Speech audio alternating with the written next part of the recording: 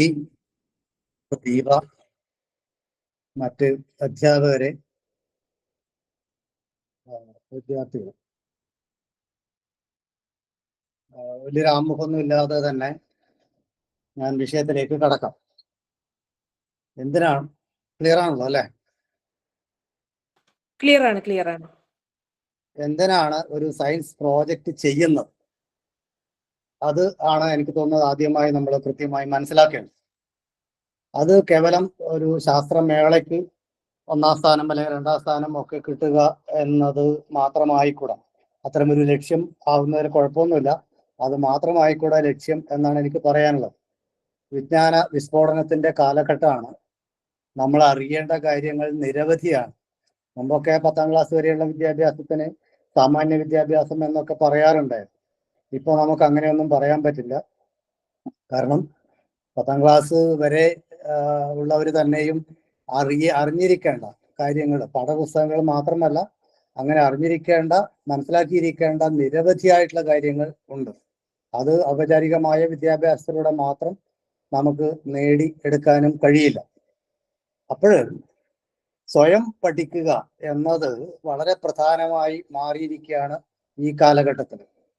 എങ്ങനെ പഠിക്കണം, അതുപോലെ തന്നെ സ്വയം എങ്ങനെ അന്വേഷിച്ച് കണ്ടെത്തണം, പഠിക്കണം എന്നതൊക്കെ വളരെ പ്രധാനപ്പെട്ടതാണ്. ഈ സ്വയം പഠനത്തിന് കുട്ടികളെ പ്രാപ്തരാക്കുന്ന ഏറ്റവും നല്ല ഒരു രീതിയാണ് പ്രോജക്റ്റ് പ്രവർത്തനം എന്നത്. ശാസ്ത്ര അന്വേഷണ പ്രോജക്റ്റുകൾ അല്ലെങ്കിൽ റിസർച്ച് പ്രോജക്റ്റ് എന്നാണ് നമ്മൾ പറയുക.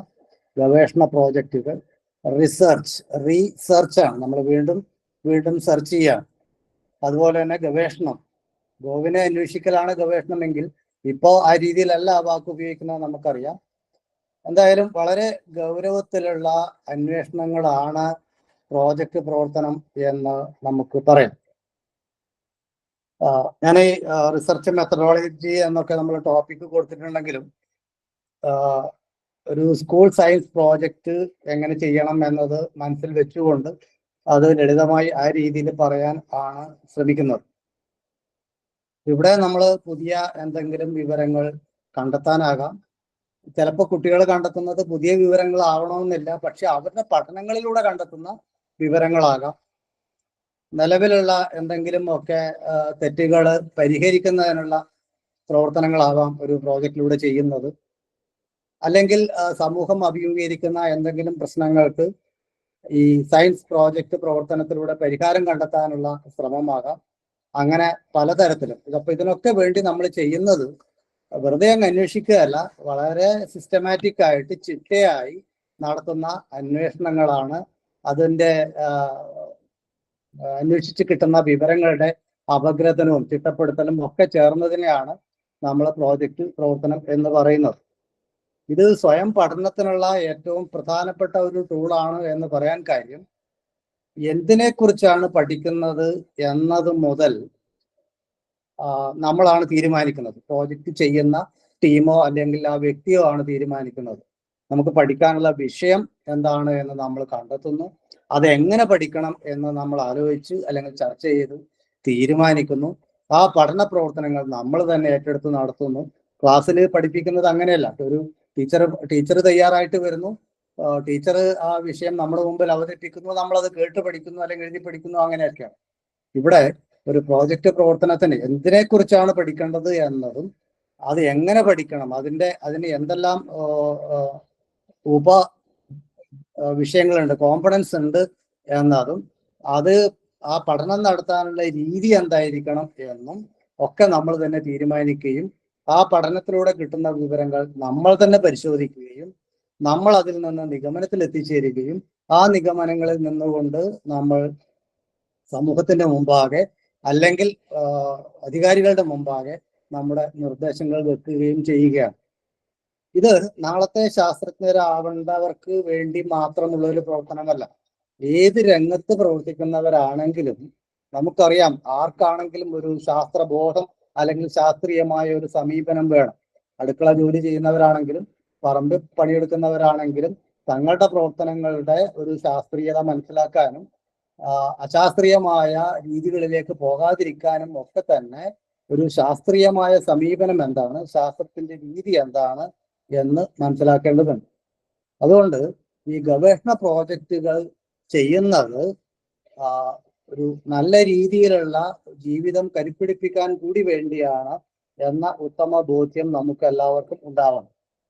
കേവലം അത് ശാസ്ത്രമേളയിൽ എന്തെങ്കിലും സ്ഥാനം കിട്ടുക എന്ന കാഴ്ചപ്പാടോടുകൂടി ശാസ്ത്ര പ്രോജക്റ്റുകൾ ചെയ്യുന്ന നിരവധി ആളുകൾ ഉണ്ട് എന്നുള്ളത് കൊണ്ട് തന്നെയാണ് ഞാനിത് പറയുന്നത്.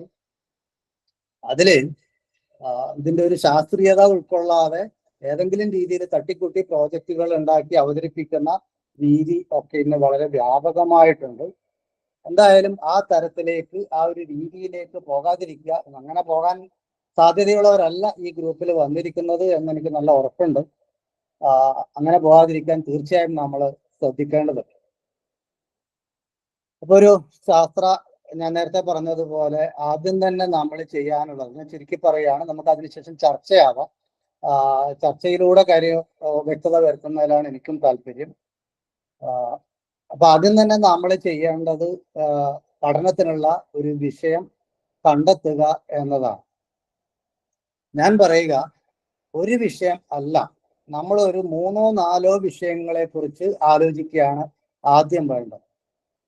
എന്തിനു വേണ്ടിയാണെന്ന് വെച്ച് കഴിഞ്ഞാൽ, ഈ ഒരു 3-4 വിഷയം എടുക്കുകയും അത് ഓരോന്നും നമ്മൾ പരിശോധിക്കുകയും വേണം.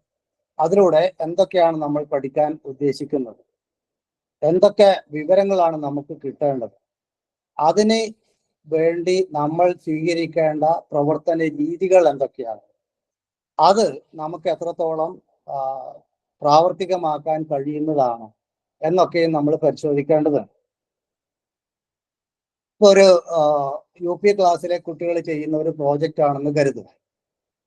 കുടിവെള്ളത്തിലെ ഘനലോഹങ്ങളുടെ അളവ് കണ്ടെത്താനുള്ള ഒരു പ്രോജക്റ്റ് അത്തരം കുട്ടികളെ കൊണ്ട് ചെയ്യിക്കാൻ നമുക്ക് പറ്റില്ല, ബുദ്ധിമുട്ടാണ്.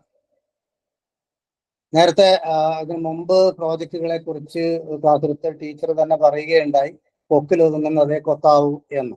അപ്പൊ നമ്മുടെ ഒരു ചുറ്റുപാടിൽ നിന്നുകൊണ്ട് നമ്മുടെ സൗകര്യങ്ങളൊക്കെ വെച്ചുകൊണ്ട് ചെയ്യാൻ കഴിയുന്ന ഒരു പ്രോജക്റ്റിലേക്കാണ്, ഒരു വിഷയത്തിലേക്കാണ് നമ്മൾ എത്തിച്ചേരേണ്ടത്. പലപ്പോഴും കുട്ടികൾക്ക് ഒരു UP ക്ലാസ്സിലോ ഹൈസ്കൂളോ ഹയർ സെക്കൻഡറിയിലോ ആണെങ്കിൽ പോലും, എന്തിനേറെ കോളേജിൽ ഫൈനൽ BSc പഠിക്കുമ്പോഴാണ് കുട്ടികൾ പ്രോജക്റ്റ് ചെയ്യുന്നത്. ആ പ്രോജക്റ്റിന് എന്ത് വിഷയമാണ് എടുക്കേണ്ടത് എന്ന് അറിഞ്ഞുകൂടാത്ത ഒരവസ്ഥയുണ്ട്. കാരണം അത് കുട്ടികൾ ആ രീതിയിലല്ല പഠിച്ചു വന്നത് എന്നതുകൊണ്ടാണ്. യഥാർത്ഥത്തില് ഈ പ്രോജക്റ്റിനുള്ള വിഷയം കണ്ടെത്തുന്നത് മുതൽ തന്നെ നമ്മുടെ അന്വേഷണം ആരംഭിക്കുകയാണ്. ഞാൻ നേരത്തെ പറഞ്ഞു, ചിട്ടയായ അന്വേഷണമാണ് പ്രോജക്റ്റ് പ്രവർത്തനം എന്നത്. കുട്ടികളെ കൊണ്ട് കുട്ടികൾക്ക് അതിനെക്കുറിച്ചൊന്നും ഒന്നും അറിയില്ല എന്ന നിഗമനത്തിൽ നിന്നുകൊണ്ടാണ് പല അധ്യാപകരും പ്രോജക്റ്റിനെ കുറിച്ച് ആലോചിക്കുന്നത്. ഞാൻ പറയുന്നത്, ഈ കുട്ടികളോട് തന്നെ പറയണം, നിങ്ങൾക്ക് ഒരുപക്ഷെ നമുക്ക് അതിനു മുമ്പ് മറ്റ് കുട്ടികൾ ചെയ്ത പ്രോജക്റ്റുകളെ കുറിച്ച് വേണമെങ്കിൽ സൂചിപ്പിക്കാം. എന്തിനെ കുറിച്ചാണ് നമുക്ക് പ്രോജക്റ്റ് ചെയ്യാൻ പറ്റുക, നിങ്ങൾ ഒന്ന് ആലോചിച്ച് വരണം എന്ന് പറഞ്ഞാൽ ആ കുട്ടികള് ഒന്നുമില്ലെങ്കിൽ തന്റെ രക്ഷിതാക്കളോട് ചോദിക്കും എന്തിനെ കുറിച്ചാണ് പ്രോജക്റ്റ് ചെയ്യേണ്ടത്. ഒരുപക്ഷെ വീട്ടിനടുത്തുള്ള ഇതിലെന്തെങ്കിലുമൊക്കെ സംസാരിക്കാൻ കഴിയുന്ന ആരോടെങ്കിലും ഒക്കെ കുട്ടികൾ അന്വേഷിച്ചു എന്ന് വരും. അതൊക്കെ യഥാർത്ഥത്തിൽ കുട്ടികളുടെ ഈ ഒരു അന്വേഷണ ത്വരയെ പ്രോത്സാഹിപ്പിക്കുന്നതാണ്, അവരുടെ വ്യക്തിത്വ വികാസത്തെ അടക്കം സഹായിക്കുന്നതാണ്. കുട്ടികൾ അന്വേഷിച്ച് വരട്ടെ. കുട്ടികൾ നിർദ്ദേശിക്കുന്ന പ്രോജക്റ്റുകൾ ചിലപ്പോൾ നമുക്ക് അത് ചെയ്യാൻ കഴിയുന്നതായിരിക്കണം എന്നില്ല. അപ്പോഴും നമുക്ക് അതിന് പകരം ഇങ്ങനെ ഒരു പ്രോജക്റ്റ് ചെയ്താലോ എന്ന രീതിയിൽ ഞാൻ പറഞ്ഞു വന്നത്, കുട്ടികളെ തുടക്കം മുതൽ ഇതിൽ ഇൻവോൾവ് ചെയ്യിക്കേണ്ടതിനെ കുറിച്ചാണ്. പലപ്പോഴും അങ്ങനെ സംഭവിക്കാറില്ല. എല്ലാം ടീച്ചർ മറ്റൊരാളുടെ സഹായത്തോടു കൂടി തീരുമാനിക്കുകയും അങ്ങനെ മുന്നോട്ട് പോവുകയും ചെയ്യുന്ന അവസ്ഥയാണ്. From the very beginning itself നമുക്ക് കുട്ടികളെ നമ്മൾ ഒപ്പം നിർത്തിക്കൊണ്ട് പ്രോജക്റ്റ് ചെയ്താൽ മാത്രമേ ഞാൻ ഈ പറഞ്ഞ, അങ്ങനെ അല്ലാതെ ചെയ്താലും ഒരു പക്ഷേ ശാസ്ത്രമേളയിൽ വിജയിച്ചു എന്ന് വരാം. പക്ഷെ കുട്ടികളിൽ ഉണ്ടാക്കിയെടുക്കേണ്ട ക്വാളിറ്റി, ശാസ്ത്രബോധവും ശാസ്ത്ര രീതിയും ഒക്കെ പരിചയപ്പെടുക എന്നത് പലപ്പോഴും നടക്കാതെ പോകുന്നു എന്നതാണ്. അപ്പൊ അങ്ങനെ ഒരു 3-4 വിഷയങ്ങൾ എടുത്ത് അതിന്റെ ഒരു ഫീസിബിലിറ്റി, അത് നമുക്കവിടെ ചെയ്യാൻ പറ്റുന്നതാണോ എന്ന് പരിശോധിക്കൽ മാത്രമല്ല, അത് അത്തരം ഒരു പ്രോജക്റ്റിലൂടെ ഉണ്ടാകുന്ന നേട്ടം സമൂഹത്തോട് നമുക്ക് എന്താണ് വിളിച്ചു പറയാൻ പറ്റുക, എന്നതടക്കം നമ്മൾ പരിശോധിക്കേണ്ടതുണ്ട്. ഈ കഴിഞ്ഞതിന്റെ മുമ്പത്തെ വർഷം തലശ്ശേരി വെച്ചായിരുന്നു നമ്മുടെ ജില്ലാ ശാസ്ത്രമേള. ജില്ലാ ശാസ്ത്രമേളയിൽ വന്ന ഒരു പ്രോജക്റ്റ് ഇതായിരുന്നു, ഈ പശുക്കളുടെയും മറ്റും കൊമ്പ് അത് ഇളക്കി കളയുക.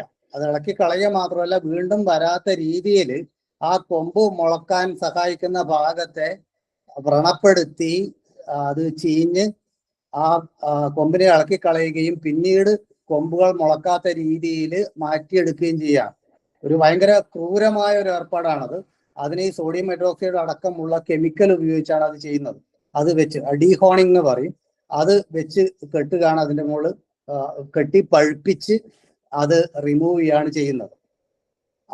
അതിന് മാർക്കറ്റിൽ കിട്ടുന്ന കെമിക്കൽസിന്റെ കൂടെ കുറച്ച് ഗ്ലിസറിനും കൂടെ ചേർത്ത് ഇവർ ചെയ്ത പരീക്ഷണം ഇത് കൂടുതൽ ഇഫക്റ്റീവ് ആണ് എന്ന് കാണിക്കുന്ന ഒരു പ്രോജക്റ്റ് ആയിരുന്നു കൊണ്ടുവന്നത്. അക്ഷരാർത്ഥത്തിൽ ഞെട്ടിപ്പോയി. മാത്രമല്ല, വല്ലാത്ത ഒരു അരിശം തോന്നി.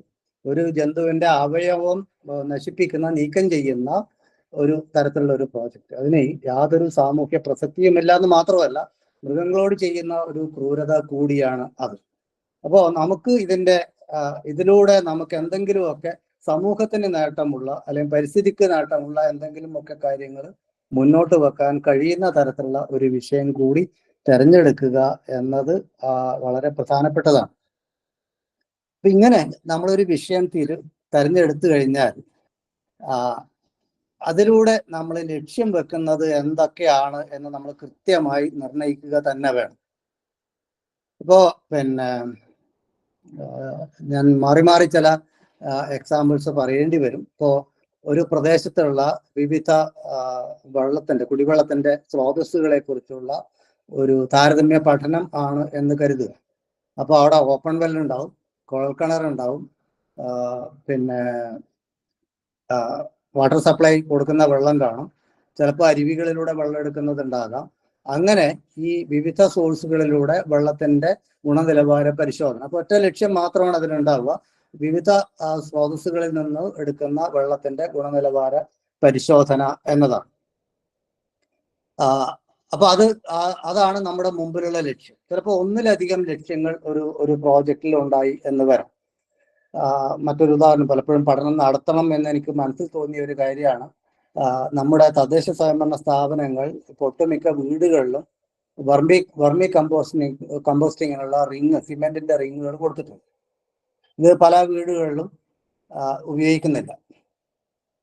അപ്പോൾ വേണമെങ്കിൽ നമുക്കൊരു സർവേ നടത്തി എത്ര വീടുകളിൽ ഇത് ഉപയോഗിക്കുന്നുണ്ട്, എത്ര വീടുകളിൽ ഉപയോഗിക്കുന്നില്ല എന്ന് കണ്ടുപിടിക്കാം. ഒരു പഞ്ചായത്തിന്റെ വിവിധ വാർഡുകളിൽ നിന്നായി ഒരു 10 വീതം വീടുകൾ സർവേ ചെയ്ത് മൊത്തത്തിൽ എത്ര ശതമാനം കുടുംബങ്ങൾ ഇത് ഉപയോഗിക്കുന്നുണ്ട്, എത്ര ശതമാനം ഉപയോഗിക്കുന്നില്ല എന്ന് കണ്ടെത്താൻ പറ്റും.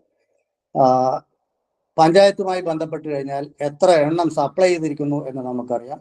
അപ്പോൾ ഉപയോഗിക്കാതെ കിടക്കുന്ന ഇതിന്റെ എണ്ണം നമുക്ക് കണ്ടുപിടിക്കാൻ പറ്റും.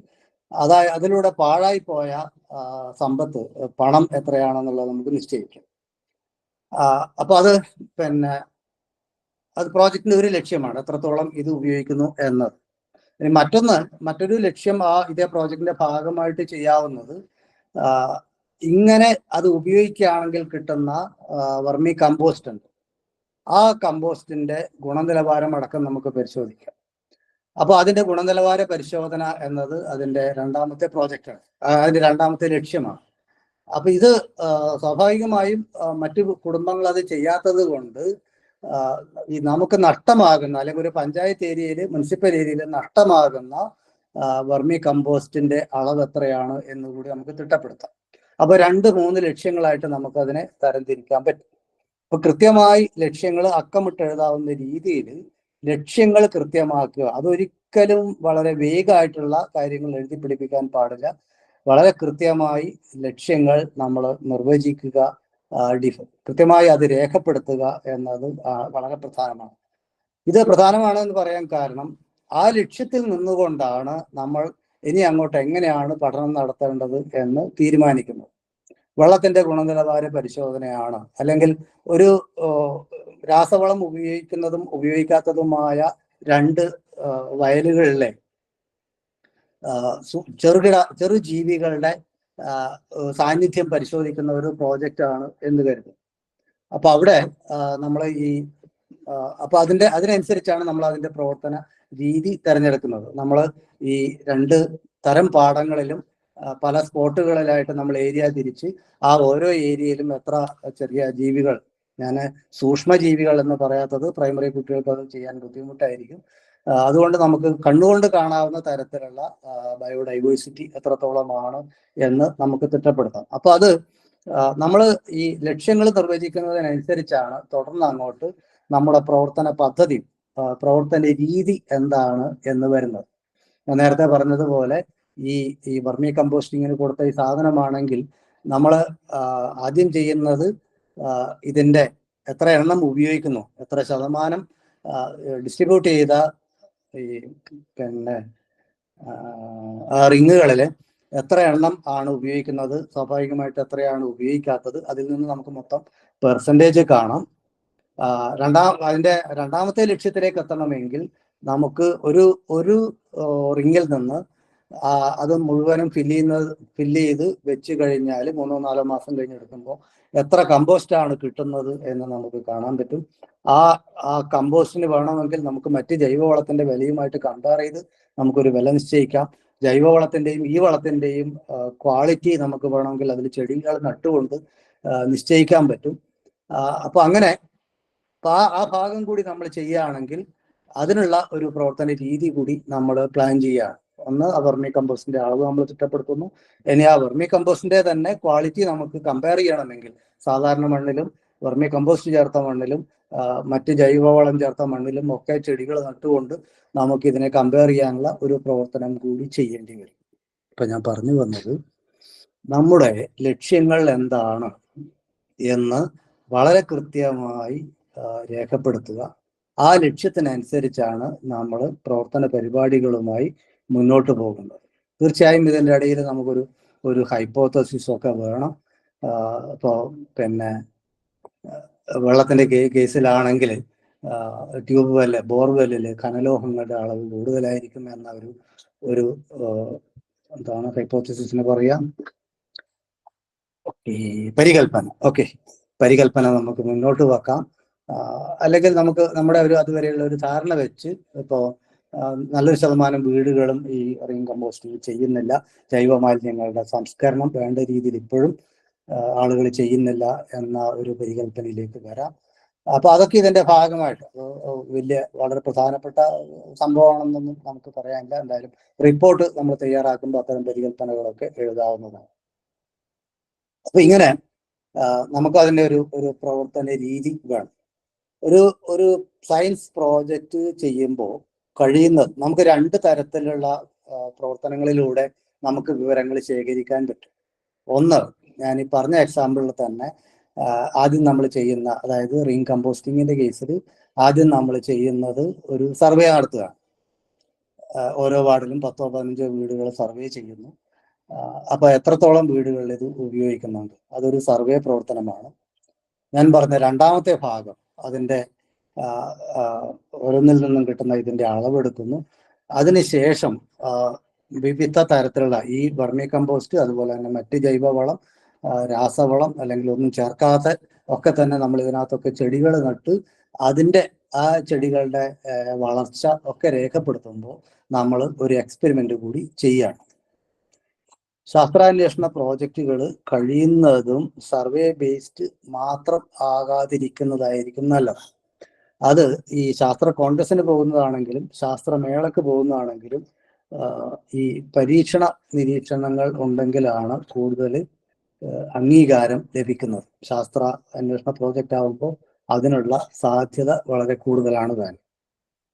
അങ്ങനെ ഈ പരീക്ഷണങ്ങളും മറ്റുമൊക്കെ വരുമ്പോൾ പലരും ചെയ്യുന്നത് ഇപ്പൊ വെള്ളത്തിന്റെ ഒരു രാസപരിശോധനയാണ്. നമുക്ക് ഈ വെള്ളത്തിന്റെ സാമ്പിൾ എടുത്ത് ലാബിൽ കൊണ്ട് കൊടുത്താൽ, വാട്ടർ അതോറിറ്റിന്റെ ലാബാകാം അല്ലെങ്കിൽ ഏതെങ്കിലും ഒരു കോളേജിന്റെ ലാബാകാം, അവിടെ കൊണ്ട് കൊടുത്തു കഴിഞ്ഞാൽ അവർ ടെസ്റ്റ് ചെയ്ത് റിപ്പോർട്ടിങ് തരും. മണ്ണിന്റെ പരിശോധനയാണെങ്കിലും ഇങ്ങനെ ലാബിൽ കൊണ്ട് കൊടുത്തു കഴിഞ്ഞാൽ അതിന്റെ പണം അടച്ചാൽ അവർ പരിശോധിച്ച് അതിന് തരും. ഇവിടെ നമ്മൾ അറിയേണ്ട ഒരു കാര്യം, ഇന്നവേറ്റീവ് മെത്തേഡ്സ്, നമ്മുടേതായ ചില വഴികൾ ഉപയോഗിച്ചുകൊണ്ട് എക്സ്പെരിമെന്റ് നടത്തുക എന്നതാണ്. നമുക്ക് നമ്മുടേതായ ചില പരീക്ഷണങ്ങൾ ഡിസൈൻ ചെയ്യാൻ പറ്റും. ഇപ്പോ പിന്നെ വെള്ളത്തില് കുഴൽക്കിണറിൽ ഇരുമ്പിന്റെ അംശം കൂടുതലാണെന്ന് കരുതുക. ഇരുമ്പിന്റെ അളവ് എത്രത്തോളം ഉണ്ട് എന്ന് കണ്ടുപിടിക്കണമെങ്കിൽ ഏറ്റവും ചുരുങ്ങിയത് ഒരു കോളേജിലെ ലാബിലെങ്കിലും പോയി നമ്മൾ ഒരു ഇരുമ്പ് നമ്മൾ പുറത്തെടുത്തു കഴിഞ്ഞാൽ ഫെറിക് അയൺ ആയിരിക്കും. അത് റെഡ്യൂസ് ചെയ്ത് ഫെറസ് അയൺ ആക്കണം. ആ ഫെറസ് അയണിനെ നമുക്ക് എസ്റ്റിമേറ്റ് ചെയ്യാം. എന്നിട്ട് അതിൻ്റെ ഒരു കാൽക്കുലേഷനും കാര്യങ്ങളും ഒക്കെ ഉണ്ട്. അപ്പൊ അതിൻ്റെതായ ബുദ്ധിമുട്ടുകളുണ്ട്.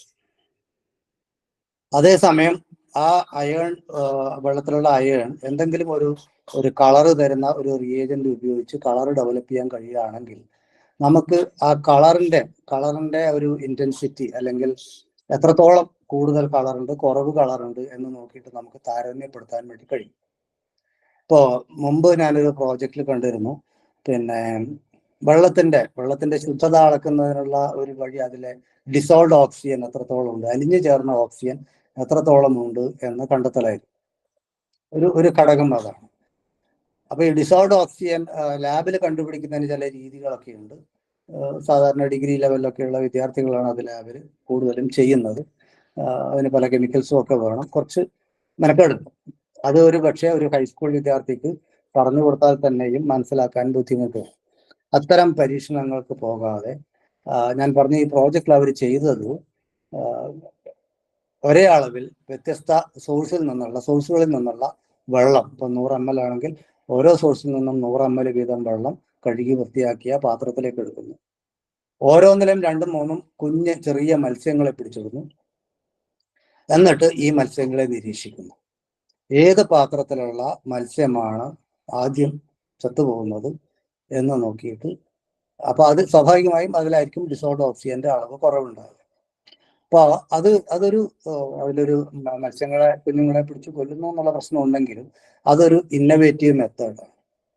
ഈ പിന്നെ പാവക്കും മറ്റുമൊക്കെ അത് പാകമായി കഴിഞ്ഞാൽ പോലും കീടനാശിനി തളിക്കുന്നു എന്നൊരു പ്രശ്നം പലരും ചൂണ്ടിക്കാണിക്കാറുണ്ട്.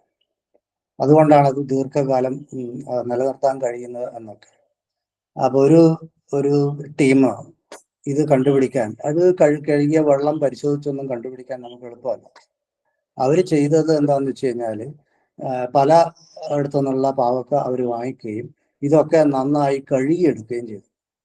അങ്ങനെ കഴുകിയെടുത്ത ഈ ഡിഫറെന്റ് സാമ്പിൾസ് എത്ര ദിവസം വരെ നിലനിൽക്കുന്നു എന്ന് കഴുകിയും കഴുകാതെയും വെച്ചു. എന്നിട്ട് ഇവ എത്ര നാള് നിലനിൽക്കുന്നു എന്ന് നോക്കിയിട്ട് ഏതിലാണ് കൂടുതൽ കീടനാശിനി തളിച്ചിരിക്കുന്നത് എന്ന് കണ്ടെത്തുകയാണ്. ഇതൊക്കെ വളരെ ശാസ്ത്രീയമാണ് എന്ന് പറയാൻ പറ്റില്ല, പക്ഷെ നമ്മുടെ ഒരു ഇന്നവേറ്റീവ് മെത്തേഡ്. ഇവിടെ ഞാൻ പറയുന്നത് വളരെ പിന്നെ വില കൂടിയ ഉപകരണങ്ങളൊക്കെയുള്ള ഒരു ലാബിൽ കൊണ്ടുപോയി ചെയ്ത് ആ റിസൾട്ട് വെച്ച് അതിൻ്റെ അനാലിസിസിലേക്ക് കടക്കുകയല്ല നമ്മൾ ചെയ്യേണ്ടത്. കഴിയുന്നതും നമ്മുടേതായിട്ടുള്ള ചെറിയ ലഘുവായിട്ടുള്ള മാർഗങ്ങൾ, അതിലൂടെ ഒന്നും തന്നെ നമുക്ക് കൃത്യമായ വാല്യൂ കിട്ടില്ല. അപ്പോൾ ഞാൻ നേരത്തെ പറഞ്ഞ വെള്ളത്തിലുള്ള അയൺ അതിൻ്റെ കളർ ഡെവലപ്പ് ചെയ്ത് ചെയ്യുമ്പോൾ നമുക്ക് ഓരോന്നിലും എത്ര അളവിൽ ഇരുമ്പുണ്ട് എന്ന് നമുക്ക് കാണാൻ പറ്റില്ല. പക്ഷേ ഏതിലാണ് കൂടുതലുള്ളത്, ട്യൂബ് വെല്ലിലാണ് ഇരുമ്പിന്റെ അംശം കൂടുതലുള്ളത് സാധാരണ കിണർ വെള്ളത്തെക്കാളും എന്ന് നമുക്ക് പറയാൻ കഴിഞ്ഞേക്കും. അപ്പൊ ഒരു കമ്പാരിസൺ ആണ് നമുക്ക് പറ്റുക. നമ്മുടെ സ്കൂൾ ലെവലിലുള്ള സയൻസ് പ്രോജക്റ്റിലൂടെ ഇതിന്റെ ഒന്നും ആബ്സല്യൂട്ട് വാല്യൂ കാണണം എന്ന് ആരും പറയില്ല. അങ്ങനെ ഈ ലാബ് കൊടുത്ത് ആബ്സല്യൂട്ട് വാല്യൂ ഒക്കെ തന്നെ അവതരിപ്പിച്ചത് കൊണ്ട് നമ്മുടെ പ്രോജക്റ്റിന് പ്രത്യേക പരിഗണന കിട്ടുകയും ഇല്ല. പിന്നെ ചെയ്യാവുന്നത് എന്താണ് എക്സ്പെരിമെന്റിന്റെ കാര്യത്തിൽ, ഇങ്ങനെ നമ്മൾ വളരെ ക്രൂഡായിട്ട് ചെയ്ത് കിട്ടിയ വിവരങ്ങൾ അത് ഇതേ സാമ്പിൾ തന്നെ നമുക്കൊരു ലാബിൽ കൊടുത്ത്, അത് തന്നെ മുഴുവൻ സാമ്പിളും കൊടുക്കണമെന്നില്ല, 1-2 സാമ്പിൾ ഒരു ലാബിൽ കൊടുത്ത് നമുക്ക് അതിന്റെ റിസൾട്ട് വാങ്ങി നമ്മൾ എത്തിച്ചേർന്ന നിഗമനം ശരിയാണോ എന്ന് നമുക്ക് പരിശോധിക്കാവുന്നതാണ്. ഞാൻ പറഞ്ഞ ഓപ്പൺ വെല്ലിലെയും ട്യൂബ് വെല്ലിലെയും വാട്ടർ സാമ്പിൾ നമ്മൾ ഒരു ലാബിൽ കൊടുത്ത് അനലൈസ് ചെയ്ത് നമ്മൾ ട്യൂബ് വെല്ലിൽ കൂടുതലാണ് എന്നൊരു നിഗമനത്തിലേക്കാണ് നമ്മുടെ ക്രൂഡായിട്ടുള്ള മെത്തേഡിലൂടെ ഒരു റഫായിട്ടുള്ള മെത്തേഡിലൂടെ കണ്ടെത്തിയത് എങ്കിൽ അതുപോലെ തന്നെയാണ് ലാബിൽ കൃത്യമായ ടെസ്റ്റിലൂടെ കിട്ടുന്നത് എങ്കിൽ നമ്മളുടെ പരീക്ഷണവും നമ്മൾ എത്തിച്ചേർന്ന നിഗമനങ്ങളും ശരിയാണ് എന്ന് ഉറപ്പുവരുത്താൻ വേണ്ടി അത്തരം നിരീക്ഷണങ്ങൾ നമുക്ക് ഉപയോഗിക്കാം. ഈ ദേശീയ ശാസ്ത്ര കോൺഗ്രസിന് പോകുന്ന കുട്ടികൾ ഏതെങ്കിലും ലാബുമായി ബന്ധപ്പെട്ട് പ്രവർത്തിക്കുന്നതിന് മാർക്ക് കൂടുതൽ കിട്ടും എന്ന് നേരത്തെ ടീച്ചർ സൂചിപ്പിക്കുകയുണ്ടായി. ശരിയാണത്. പക്ഷേ അത് ഒന്നുകിൽ ഞാൻ ഈ പറഞ്ഞ തരത്തിലായിരിക്കണം, അല്ലെങ്കിൽ അത്തരം ഒരു ലാബിൽ പോയി കുട്ടികൾ ചെയ്യുന്ന ഒരു രീതിയായിരിക്കണം. ഉദാഹരണത്തിന് ഈ മണ്ണിൽ അടങ്ങിയിരിക്കുന്ന ജലാംശം, ജൈവാംശം, ഇതിനെക്കുറിച്ചൊക്കെ തന്നെ ഞാൻ വിമൻസ് കോളേജിലുള്ളപ്പോൾ ഒരു ഗ്രൂപ്പ് കുട്ടികൾ വന്ന് അവിടെ പ്രോജക്റ്റ് ചെയ്യുന്നുണ്ടായി. അവർക്ക് ഞാൻ ലാബിന്റെ ഫെസിലിറ്റീസ് ഒക്കെ കൊടുത്തു. അവർക്ക് ബിൻസൺ ബർണർ കൊടുത്തു, ചൈന ഡിഷ് കൊടുത്തു. അപ്പോൾ അതിലിട്ട് അവർ എങ്ങനെയാണ് ചെയ്യേണ്ടതെന്ന് പറഞ്ഞു കൊടുത്തു. കുട്ടികൾ തന്നെയാണ് ചൈന ഡിഷിലെ മണ്ണിന്റെ സാമ്പിൾ കൃത്യമായി തൂക്കുകയെടുത്ത് അളന്ന് ഇട്ട് അത് ചൂടാക്കുമ്പോൾ നമുക്കറിയാം ആദ്യം വാട്ടർ വേപ്പറൊക്കെ പോകും, എന്നിട്ട് അതിന്റെ വെയിറ്റ് എടുക്കുന്നു. അപ്പോൾ ജലാംശം ആദ്യം വെയിറ്റെടുക്കുകയും പിന്നെ രണ്ടാമത് ചൂടാക്കിയതിന് ശേഷം ജലാംശം പോയി കഴിഞ്ഞ് വെയിറ്റെടുക്കുകയും ചെയ്താൽ എത്രത്തോളമാണ് അതിനകത്ത് ജലാംശം ഉണ്ടായിരുന്നത് എന്ന് കിട്ടും. പിന്നീട് അത് വീണ്ടും നന്നായി വറുത്തെടുത്തു. അപ്പോൾ അതിനകത്തെ ഓർഗാനിക് കണ്ടന്റ് എല്ലാം ബേൺ ചെയ്ത് പോയി.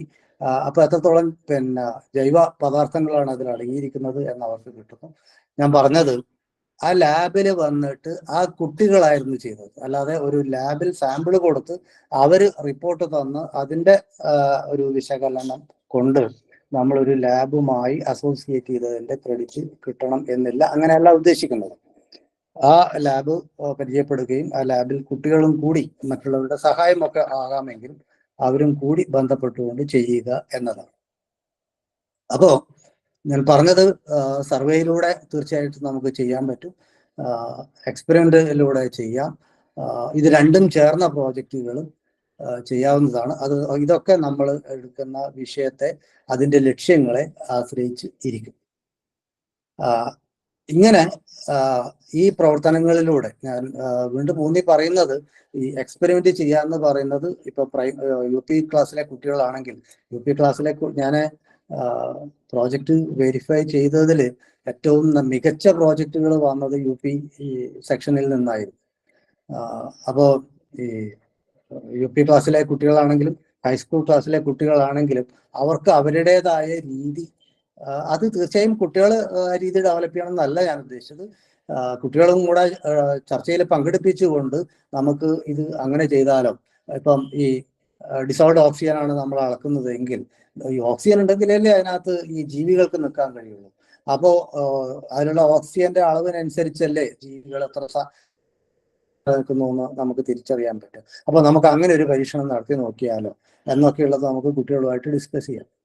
സർവേ ഫോറം തയ്യാറാക്കുന്ന കാര്യത്തിലും ഞാൻ പറയുന്നത്, UP ക്ലാസ്സിലോ ഹൈസ്കൂൾ ക്ലാസ്സിലോ ഉള്ള കുട്ടികൾക്ക് ഒരു സർവേ ഫോർമാറ്റ് തയ്യാറാക്കാൻ കഴിഞ്ഞു എന്ന് വരില്ല. പക്ഷേ ഒരു ശ്രമം ആ കുട്ടികൾ നടത്തേണ്ടതുണ്ട്. അവരെ കൊണ്ട് നടത്തിക്കണം. നമുക്ക് ഇന്ന കാര്യങ്ങളൊക്കെ പഠിക്കണം, നിങ്ങളൊരു സർവേ ഫോറം തയ്യാറാക്കിക്കൊണ്ട്. കുട്ടികളെന്ന് മാത്രമല്ല, ഇപ്പൊ ടീച്ചേഴ്സോ മറ്റു വിധത്തിലോ തയ്യാറാക്കിയാൽ പോലും സർവേ ഫോർമാറ്റിൽ ഒരുപാട് പോരായ്മകൾ ഉണ്ടാകാറുണ്ട്.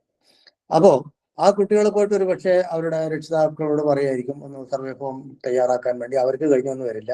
അപ്പോൾ ആ പ്രദേശത്തുള്ള ഏതെങ്കിലും അധ്യാപകരോ അല്ലെങ്കിൽ ഇങ്ങനെ വിദ്യാഭ്യാസമുള്ളവരോ ഉണ്ടെങ്കിൽ, ഞാൻ പറഞ്ഞത്, അവരെ ബന്ധപ്പെട്ട് ഒരു സർവേ ഫോറം തയ്യാറാക്കാൻ വേണ്ടി ഒരു ശ്രമം നടത്തുന്നത് പോലും ഈ ഒരു ഗവേഷണത്തിന്റെ ഭാഗമാണ്. അതിലൂടെ ആ ഗവേഷണത്തിന്റെ രീതിയെക്കുറിച്ച് കുട്ടികൾ പഠിപ്പിക്കുകയാണ്. അതൊരു അന്വേഷണമാണ്. നമുക്ക് എങ്ങനെയാണ് ഒരു സർവേ ഫോം തയ്യാറാക്കാൻ പറ്റുക എന്നത്. ഞാനിത് ഊന്നി പറയുന്നത്, പലപ്പോഴും ഇതൊന്നും ചെയ്യാതെ സർവേ ഫോമൊക്കെ തന്നെ ടീച്ചർ തയ്യാറാക്കും. അത് വേണമെങ്കിൽ ഗോവിന്ദമാഷ്ക്ക് അയച്ചു കൊടുക്കും. എന്നിട്ട് അതൊന്ന് തിരുത്തി മാറ്റങ്ങളൊക്കെ വരുത്തി തിരിച്ചയച്ചു കൊടുക്കും. ഇതെല്ലാം റെഡിയായി കഴിയുമ്പോഴാണ് കുട്ടികൾ അറിയുന്നത്. കുട്ടികൾക്ക് സർവേ ഫോർമാറ്റ് തയ്യാറാക്കാൻ ആകണം എന്നില്ല. പക്ഷെ എന്തെങ്കിലും ഒരു സർവേ ഫോർമാറ്റ് തയ്യാറാക്കാൻ അവർ ശ്രമിക്കുന്നുവെങ്കിൽ ആ ശ്രമമാണ് അതിന്റെ വിജയം. അത് പരാജയപ്പെട്ടു എന്നൊന്നും നമുക്ക് പറയാൻ പാടില്ല. തീരെ ഒരു അപര്യാപ്തമായ ഒരു ഫോർമാറ്റ് ആണെങ്കിൽ പോലും അതിനുള്ള ഒരു അറ്റംപ്റ്റ് നടത്തുക എന്നതാണ് വളരെ പ്രധാനപ്പെട്ടത്. അപ്പോൾ ഈ എക്സ്പെരിമെന്റിലൂടെയും അല്ലെങ്കിൽ സർവേയിലൂടെയും ഒക്കെ കിട്ടിയ വിവരങ്ങൾ അത് വളരെ സ്കാറ്റേർഡ് ആയിട്ട് ഇങ്ങനെ പലതരത്തിൽ, ഇപ്പോൾ വെള്ളത്തിന്റെ ആണെങ്കിൽ pH മെഷർ ചെയ്തതിന്റെ കുറേ വിവരങ്ങളുണ്ടാവും, ഡിസോൾഡ് ഓക്സിജൻ മെഷർ ചെയ്തതിന്റെ കുറേ വിവരങ്ങളുണ്ടാവും, അല്ലെങ്കിൽ ബയോഡൈവേഴ്സിറ്റി ആണെങ്കിൽ പല സാമ്പിളിലുമുള്ള വിവരങ്ങൾ നമ്മുടെ രേഖപ്പെടുത്തിയ ഡയറിക്കകത്തും ഒക്കെ തന്നെ പലതായിട്ട് കിടക്കുന്നുണ്ട്. അതിൽ നിന്ന് ഒരു വിവരം ക്രോഡീകരിച്ചെടുക്കാൻ ബുദ്ധിമുട്ടാണ്. അതുകൊണ്ട് നമ്മൾ ഇതിൻ്റെ വളരെ പ്രധാനപ്പെട്ട ഭാഗമാണ്, റിസർച്ച് മെത്തഡോളജിയിലെ വളരെ പ്രധാനപ്പെട്ട ഭാഗമാണ് നമുക്ക് കിട്ടിയ ഈ ഡാറ്റകളൊക്കെ തന്നെ ചിട്ടപ്പെടുത്തി ക്രോഡീകരിച്ച് എടുക്കുക എന്നത്. ഈ ക്രോഡീകരിച്ചെടുക്കാൻ നമ്മൾ കഴിയുന്നതും ഒരു ടേബിൾ ഫോമിലാക്കുക. സർവേയിൽ നിന്ന് കിട്ടുന്ന വിവരങ്ങളാണെങ്കിലും എക്സ്പെരിമെന്റിൽ നിന്ന് കിട്ടുന്ന വിവരങ്ങളാണെങ്കിലും അത് പരമാവധി ടേബിൾ ഫോമിലാക്കുക എന്നതാണ്. ഇപ്പോൾ ഒരു 5-6 വാട്ടർ സാമ്പിൾ നമുക്കുണ്ട്. താഴെ നമുക്ക് വാട്ടർ സാമ്പിൾ എഴുതാം. മുകളിൽ അതിൻ്റെ സാമ്പിൾ 1 മുകളിൽ pH എന്ന് കൊടുക്കുന്നു, സാമ്പിൾ 1ന്റെ pH എഴുതുന്നു, സാമ്പിൾ 2ന്റെ pH എഴുതുന്നു. ഡിസോൾഡ് ഓക്സിജൻ നമുക്കറിയില്ല എത്ര സമയമാണ് ഞാൻ ഈ പറഞ്ഞ ഒരു മത്സ്യങ്ങൾ അതിനകത്ത് നിലനിന്നത് എന്നതിന്റെ സമയം നമുക്ക് രേഖപ്പെടുത്താം. വെള്ളത്തിന് കലക്കുണ്ടായിരുന്നു എന്നുള്ളത്, ഇതെല്ലാം കൂടെ ചേർത്ത് ഒരു ടേബിളിൽ നമുക്ക് കാണിക്കാൻ വേണ്ടി പറ്റും. അതുപോലെ തന്നെ ഞാൻ നേരത്തെ പറഞ്ഞ റിംഗ് കമ്പോസ്റ്റിംഗ് ആണെങ്കിൽ പിന്നെ ഓരോ വാർഡിലും എത്ര വീടുകളിലാണ് ഇത് ഉപയോഗിക്കുന്നത്, എത്ര വീടുകളിൽ ഉപയോഗിക്കുന്നില്ല, അപ്പൊ എത്ര ശതമാനം പേര് ഇത് ഉപയോഗിക്കാതിരിക്കുന്നു, ഇതൊക്കെ നമുക്ക് ടാബുലേറ്റ് ചെയ്യാൻ പറ്റും. അങ്ങനെ ടാബുലേറ്റ് ചെയ്ത കാര്യങ്ങൾ അതിനേക്കാളും ഒന്നുകൂടി നമുക്ക് വ്യക്തമായ പിക്ചർ കിട്ടും അതിനെ ഒരു ഗ്രാഫിന്റെ രൂപത്തിൽ കൊടുക്കാൻ കഴിഞ്ഞാൽ. ഇപ്പം വെള്ളത്തിന്റെ pH മാത്രം, അല്ലെങ്കിൽ ഞാൻ ഈ പറഞ്ഞ ബയോഡൈവേഴ്സിറ്റി ആണെങ്കിൽ രാസവളം ഉപയോഗിക്കുന്ന വയൽ, ഉപയോഗിക്കാത്ത വയൽ, അല്ലെങ്കിൽ കൈപ്പാട് മറ്റൊരു തരത്തിലുള്ള വയൽ, അതല്ലെങ്കിൽ പണിയെടുക്കുന്ന സാധാരണ കളക്കുകയും ഒക്കെ ചെയ്യുന്ന ഒരു പറമ്പ്, അങ്ങനെ ചെയ്യാത്ത ഒരു പറമ്പ്, അതിലെ മണ്ണിന്റെ വൈവിധ്യം പരിശോധിക്കലാവാം, അല്ലെങ്കിൽ അതിലുള്ള ബയോഡൈവേഴ്സിറ്റിയുടെ കമ്പാരിസൺ ആവാം. അപ്പോൾ അതും ഒക്കെ തന്നെ ഈ രീതിയിൽ നമുക്ക് ടാബുലേറ്റ് ചെയ്യാം. ഇപ്പോൾ മണ്ണിന്റെ ആയാലും വെള്ളത്തിന്റെ ആയാലും pH ആണെങ്കിൽ ഓരോ സാമ്പിളിന്റെയും pH നമുക്കൊരു ബാർ ഗ്രാഫിലൂടെ റെപ്രസെന്റ് ചെയ്യാം. എവിടെയാണ് pH കൂടുതൽ, എവിടെയാണ് pH കുറവ് എന്നത് നമുക്ക് ആ ഒരു ബാർ ഗ്രാഫ് നോക്കിക്കഴിഞ്ഞാൽ തന്നെ വളരെ കൃത്യമായി നമുക്ക് അത് മനസ്സിലാക്കാൻ വേണ്ടി പറ്റും. അപ്പോൾ ഞാൻ ഈ പറഞ്ഞത് ഒരു ടേബിൾ അതുപോലെ തന്നെ ഗ്രാഫിക്കൽ റെപ്രസെന്റേഷൻ, ഗ്രാഫിന്റെ രൂപത്തിലേക്കൊക്കെ മാറ്റി കഴിയുമ്പോൾ അത് തന്നെ ആ ടേബിളും ഗ്രാഫും ഒക്കെ തന്നെ നമ്മളോട് ഇങ്ങോട്ട് പറയും. നിങ്ങളൊന്ന് ശ്രദ്ധിച്ചു നോക്കിയാൽ മതി, ഇങ്ങോട്ട് പറയും കുറെ വിവരങ്ങൾ. ഈ 60% വീടുകളിലും ഇത് ഉപയോഗിക്കുന്നില്ല. ഉപയോഗിക്കാത്തതിനുള്ള കാരണങ്ങൾ ചിലപ്പോൾ സർവേയിലൂടെ ചോദിച്ചിട്ടുണ്ടെങ്കിൽ അതിൽ 40% വീട്ടുകാരും ഞങ്ങൾക്ക് ഇത് എങ്ങനെയാണ് ഉപയോഗിക്കേണ്ടത് എന്നറിഞ്ഞുകൂടാ എന്ന് പറഞ്ഞു. 10% വീട്ടുകാർക്ക് താല്പര്യമില്ല. അങ്ങനെ നമുക്ക് കൃത്യമായി ഈ ടേബിളും ഗ്രാഫും ഒക്കെ തന്നെ നമ്മളോട് ഇങ്ങോട്ട് പറയും കാര്യങ്ങൾ. ചിലപ്പോൾ നമ്മൾ വിചാരിക്കാത്ത തരത്തിലുള്ള ചില ഈ ടേബിളിലുള്ള കാര്യങ്ങൾ തന്നെ അങ്ങോട്ടും ഇങ്ങോട്ടും ഒക്കെ ബന്ധപ്പെടുത്തി നോക്കിക്കഴിഞ്ഞാൽ നമ്മൾ ലക്ഷ്യങ്ങളിൽ ഉദ്ദേശിച്ചിട്ടില്ലാത്ത വിവരങ്ങളടക്കം ചിലപ്പോൾ വന്നു വരാം. കോവിഡിന്റെ സമയത്ത് കോവിഡ് കുട്ടികളുടെ വിദ്യാഭ്യാസത്തെ എങ്ങനെ ബാധിക്കുന്നു എന്ന് ബക്കളം യൂണിറ്റ് ഒരു പഠനം നടത്തുകയുണ്ടായി. SSLC +2 പാസ്സായ, +2 കഴിഞ്ഞ ആ സമയത്ത് കഴിഞ്ഞ കുട്ടികളെ സർവേ ചെയ്തുകൊണ്ട്. അപ്പോൾ അവര് അവരുടെ ഓൺലൈൻ ക്ലാസ്സിനെ കുറിച്ചും എത്ര സമയം ഓൺലൈൻ ക്ലാസ് അറ്റൻഡ് ചെയ്തു, ഓൺലൈൻ ക്ലാസ് ഫലപ്രദമായിരുന്നു, ഇത്തരം ക്വസ്റ്റ്നെയർ ആയിരുന്നു. പക്ഷെ ആ ക്വസ്റ്റ്നെയറിന്റെ ആദ്യ ഭാഗത്ത് അച്ഛൻ അമ്മ അവരെ കുറിച്ച് ചോദിക്കുന്നു, അവരുടെ വിദ്യാഭ്യാസം, അവരുടെ തൊഴിൽ, ഇതൊക്കെ ചോദിക്കുന്നുണ്ട്. അപ്പൊ ഇത് ഒക്കെ ടാബുലേറ്റ് ചെയ്ത് വന്നപ്പോൾ കണ്ട ഒരു കാര്യം, പിന്നെ അതുപോലെ തന്നെ ഏത് തരം ഇംഗ്ലീഷ് മീഡിയമാണോ മലയാളം മീഡിയമാണോ, പിന്നെ പ്രൈമറി ക്ലാസ്സിൽ എന്തായിരുന്നു, പ്രൈമറിയിൽ ഉള്ള മീഡിയം, ഹൈസ്കൂളിൽ ഏത് മീഡിയത്തിലാണ്, ഇതിങ്ങനെ കുറച്ച് കാര്യങ്ങൾ അതിൻ്റെ കൂടെ ഈ കോവിഡും അവരുടെ വിദ്യാഭ്യാസ നിലവാരവും തമ്മിലുള്ള ബന്ധം ചോദിക്കുന്ന കൂട്ടത്തിൽ സർവേയിൽ കുറച്ച് കാര്യങ്ങളും കൂടി ചോദിച്ചു. അപ്പൊ ഇതെല്ലാം ടാബുലേറ്റ് ചെയ്തപ്പോഴാണ് കണ്ടത്, ഒന്ന് പ്രൈമറി ക്ലാസ്സിൽ ഇംഗ്ലീഷ് മീഡിയത്തിൽ ഉണ്ടായിരുന്ന ഒരുപാട് കുട്ടികൾ മലയാളം മീഡിയത്തിലേക്ക് മാറിയിരിക്കുന്നു. ഇപ്പോഴും കൂടുതൽ കുട്ടികളും മലയാളം മീഡിയത്തിലാണ് 10ാം ക്ലാസ്സിലെ പരീക്ഷ എഴുതിയത്. മറ്റൊന്ന്, രക്ഷിതാക്കളുടെ വിദ്യാഭ്യാസ നിലവാരം കുട്ടികളുടെ റിസൾട്ടിനെ സാരമായി സ്വാധീനിക്കുന്നു. നല്ല വിദ്യാഭ്യാസ നിലവാരമുള്ള രക്ഷിതാക്കളുടെ മക്കൾ നല്ല രീതിയിലുള്ള, ഇത് എല്ലായിടത്തും അങ്ങനെയാണെന്നല്ല പറഞ്ഞത്, ആ ഡാറ്റ വെച്ച് ഭൂരിപക്ഷവും ആ രീതിയിലായിരുന്നു. അപ്പൊ ഞാൻ പറഞ്ഞത് അതൊക്കെ അങ്ങനെയുള്ള ചിലതൊക്കെ നമ്മൾ നേരത്തെ കാണാത്ത തരത്തിലുള്ള റിസൾട്ടായിരുന്നു. അപ്പൊ നമ്മളിതൊക്കെ പട്ടികപ്പെടുത്തി കഴിഞ്ഞാൽ ചിലപ്പോൾ ഇങ്ങനെയുള്ള ചില ബന്ധങ്ങൾ കൂടി നമുക്ക് അതിൽ നിന്ന് കണ്ടെത്താൻ വേണ്ടി കഴിയും. അപ്പോൾ ഈ പട്ടികകളും ഗ്രാഫുകളും ഒക്കെ തന്നെ നമ്മളോട് പറയുന്ന കാര്യങ്ങളാണ് അതിൻ്റെ അപഗ്രഥനത്തിലൂടെ വരിക. അതാണ് നമ്മുടെ യഥാർത്ഥത്തിൽ ഇതിൻ്റെ ഏറ്റവും വളരെ പ്രധാനപ്പെട്ട റിസൾട്ട് എന്ന് പറയുന്നത്, ഈ അപഗ്രഥനത്തിലൂടെ നമ്മൾ കണ്ടെത്തുന്ന കാര്യം. അപ്പൊ അപഗ്രഥനത്തിലൂടെ നമ്മൾ പോയി കഴിയുമ്പോൾ ഞാൻ ഈ പറഞ്ഞ ഈ വെർമി കമ്പോസ്റ്റിങ്ങിൻ്റെതാണെങ്കിൽ 50% അല്ലെങ്കിൽ 60% വീടുകളിലും ഇത് ഉപയോഗിക്കുന്നില്ല. അതുമൂലം ഒരു തദ്ദേശ സ്വയംഭരണ സ്ഥാപനത്തിന് എത്രത്തോളം നഷ്ടമുണ്ടാകുന്നു, അല്ലെങ്കിൽ രാസവളം ഉപയോഗിക്കുന്നതിന്റെ ഫലമായിട്ട് പാടശേഖരത്തിലെ pH ഇത്രത്തോളം കൂടിയിരിക്കുന്നു. അപ്പൊ അതിനുള്ള പരിഹാരം എന്താണ്, നമ്മൾ അതിനെക്കുറിച്ച് ഉദ്ദേശിക്കുന്നു. ഇങ്ങനെ പ്രോജക്റ്റിനനുസരിച്ച് നമ്മുടെ നിഗമനങ്ങളിൽ എത്തിച്ചേരുന്നു. ഈ നിഗമനങ്ങളെ ബേസ് ചെയ്തുകൊണ്ട് നമ്മൾ നിർദ്ദേശങ്ങൾ മുന്നോട്ട് വെക്കുന്നു. ഞാൻ നേരത്തെ പറഞ്ഞ 40% വീട്ടുകാർക്കും ഇതെങ്ങനെയാണ് ഉപയോഗിക്കേണ്ടത് എന്ന് അറിഞ്ഞുകൂടാത്തത് കൊണ്ടാണ് ഈ ജൈവമാലിന്യ സംസ്കരണം വേണ്ട രീതിയിൽ നടക്കാത്തതെങ്കിൽ നമ്മുടെ പ്രധാനപ്പെട്ട നിർദ്ദേശം അവരെ വേണ്ട രീതിയിൽ ബോധവൽക്കരിക്കുക, അവരെ കൂടി ഇതിലേക്ക് കൊണ്ടുവരിക എന്നതായിരിക്കും. അല്ലെങ്കിൽ വയലിലെ pH-ന്റെ അളവ് വളരെ കുറവാണെങ്കിൽ അതിൻ്റെ pH കൂട്ടേണ്ടതുണ്ട്, രാസവളങ്ങളുടെയും ജൈവവളങ്ങളുടെയും ഉപയോഗം ക്രമീകരിക്കേണ്ടതുണ്ട്, അല്ലെങ്കിൽ കുമ്മായം ചേർത്ത് കൊടുക്കേണ്ടതുണ്ട് എന്നൊക്കെയുള്ള നിർദ്ദേശങ്ങൾ നമ്മൾ മുന്നോട്ട് പോകും. അപ്പോൾ റിസൾട്ടിന്റെ അനുസരിച്ച് നമ്മൾ അതിനനുസരിച്ചുള്ള നിർദ്ദേശങ്ങൾ വെക്കുന്നു. ഈ നിർദ്ദേശങ്ങൾ അനുസരിച്ച് നമ്മൾ ഭാവി പ്രവർത്തനങ്ങൾ കൂടി ഇവിടുത്തെ ശാസ്ത്രമേളയ്ക്ക് ഭാവി പ്രവർത്തനങ്ങൾ നിർബന്ധമല്ലെങ്കിൽ ദേശീയ ശാസ്ത്ര കോൺഗ്രസിന് പോകുന്നവർ തുടർ പ്രവർത്തനങ്ങൾ കൂടി ചെയ്യുകയും അത് രേഖപ്പെടുത്തുകയും ചെയ്യേണ്ടതുണ്ട്. ഇനി ഇതിലുള്ള ചില തെറ്റായ, ഇങ്ങനെയാണ് നമ്മൾ ചെയ്യേണ്ടത്. ഞാൻ പറഞ്ഞതുപോലെ നമ്മൾ ഒരു വിഷയം തീരുമാനിക്കുന്നു, ആ വിഷയത്തിന്റെ അതിലൂടെ പഠിക്കാൻ നമ്മൾ ലക്ഷ്യപ്പെടുന്ന കാര്യങ്ങൾ എന്തൊക്കെയാണെന്ന് നിശ്ചയിക്കുന്നു, ആ ലക്ഷ്യത്തിലേക്ക് എത്താനുള്ള പ്രവർത്തന രീതികൾ എന്തൊക്കെയാണ് എന്ന് നമ്മൾ നിർണ്ണയിക്കുന്നു. ഇതിലൂടെയൊക്കെ തന്നെ നമ്മൾ ആ പ്രോജക്റ്റ് ഡിസൈൻ ചെയ്യാണ്. എങ്ങനെയാണ് ഇപ്പൊ നമ്മളൊരു വീട് എടുക്കുന്നതിന് മുമ്പാണെങ്കിൽ നമ്മളൊരു പ്ലാൻ തയ്യാറാക്കും, അതിന്റെ സാമ്പത്തിക വശങ്ങളെ കുറിച്ചൊക്കെ നോക്കും, നമ്മുടെ സൗകര്യങ്ങളെ കുറിച്ചൊക്കെ നോക്കും. അതുപോലെ തന്നെ ഈ പ്രോജക്റ്റ് പ്രവർത്തനത്തിന്റെ കാര്യത്തിലും അതിന്റെ ലക്ഷ്യങ്ങൾ നമ്മൾ കൃത്യമായി നിർവഹിച്ചിരിക്കുന്നു. ആ ലക്ഷ്യങ്ങളിലേക്ക് എത്താൻ എന്ത് പ്രവർത്തന രീതിയാണ് നമ്മൾ അനുവർത്തിക്കേണ്ടത് എന്നത് തീരുമാനിക്കുന്നു. ആ പ്രവർത്തന രീതിയിലൂടെ നമ്മൾ മുന്നോട്ട് പോകുന്നു. ആ പ്രവർത്തനങ്ങളുടെ ഫലമായിട്ട് സർവേ ആകാം, എക്സ്പെരിമെന്റ് ആകാം, ഇന്റർവ്യൂ ആകാം, നിരീക്ഷണമാകാം.